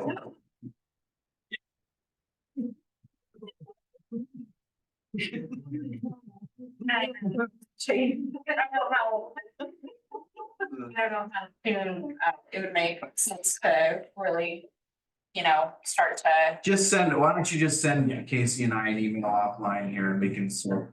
Yeah, I was thinking like, yeah, we think about the second week of July, It'll be after chapter 5. Yeah. Yeah. By that point. Oh, yeah, I guess that'd be the third, yeah. The services. Yeah, maybe that'd be the third week of July, yeah. So that you guys. But the second week, I think we were. Works for us, yeah. Okay, It works for us. hey, that's what matters. All right. You guys are worker. Well, I think we get through almost everything except our prioritization, which keeps getting down, but we will get through eventually. Yeah. We have our, well, moving on a second, so don't forget that. The vote on the package. And so between now and then, ODF staff, so Emily, you're gonna take a stab at refining that, steep slopes, the rest of it. We got the questions voted on, so those won't Yeah. change. But the introduction and the rest, and float it to, Stacy and I to give thoughts, informed thoughts, and then bring that back to the committee. Is that how this is gonna work? Thank you. And this is gonna be pretty quick, right? Because that's next. It's Super Tuesday, yeah, so. Yeah. And just because I heard Dan Brown's comment. I heard Dan Brown's comments and then I also I saw Cindy's concerns about like, hey, can we see these things? Just to double check, we're gonna have things available on the AMC website or associated with the meeting, like meeting materials. So that they can see. Yeah, I'll. Yeah. Yeah. I think that's really something we can do. I'm not gonna like say 100%, but I think that's probably something that we do would like to get that done for the next second meeting, so. With the ETA and Manulife asked for it, yeah, but I. Yes, yeah, I think it's a good idea and I'm really glad that Dan pointed that out. Yeah, so, super. Yes, So it might be useful to have like clean copies rather than our sort of messy track change. okay, yeah. The current. Yeah. All right, anything else before we close? Thanks, everyone. Thank you. Thank you. Yeah, thank you. Good job. We'll chat. You, all right, yeah. Chat, it's like, start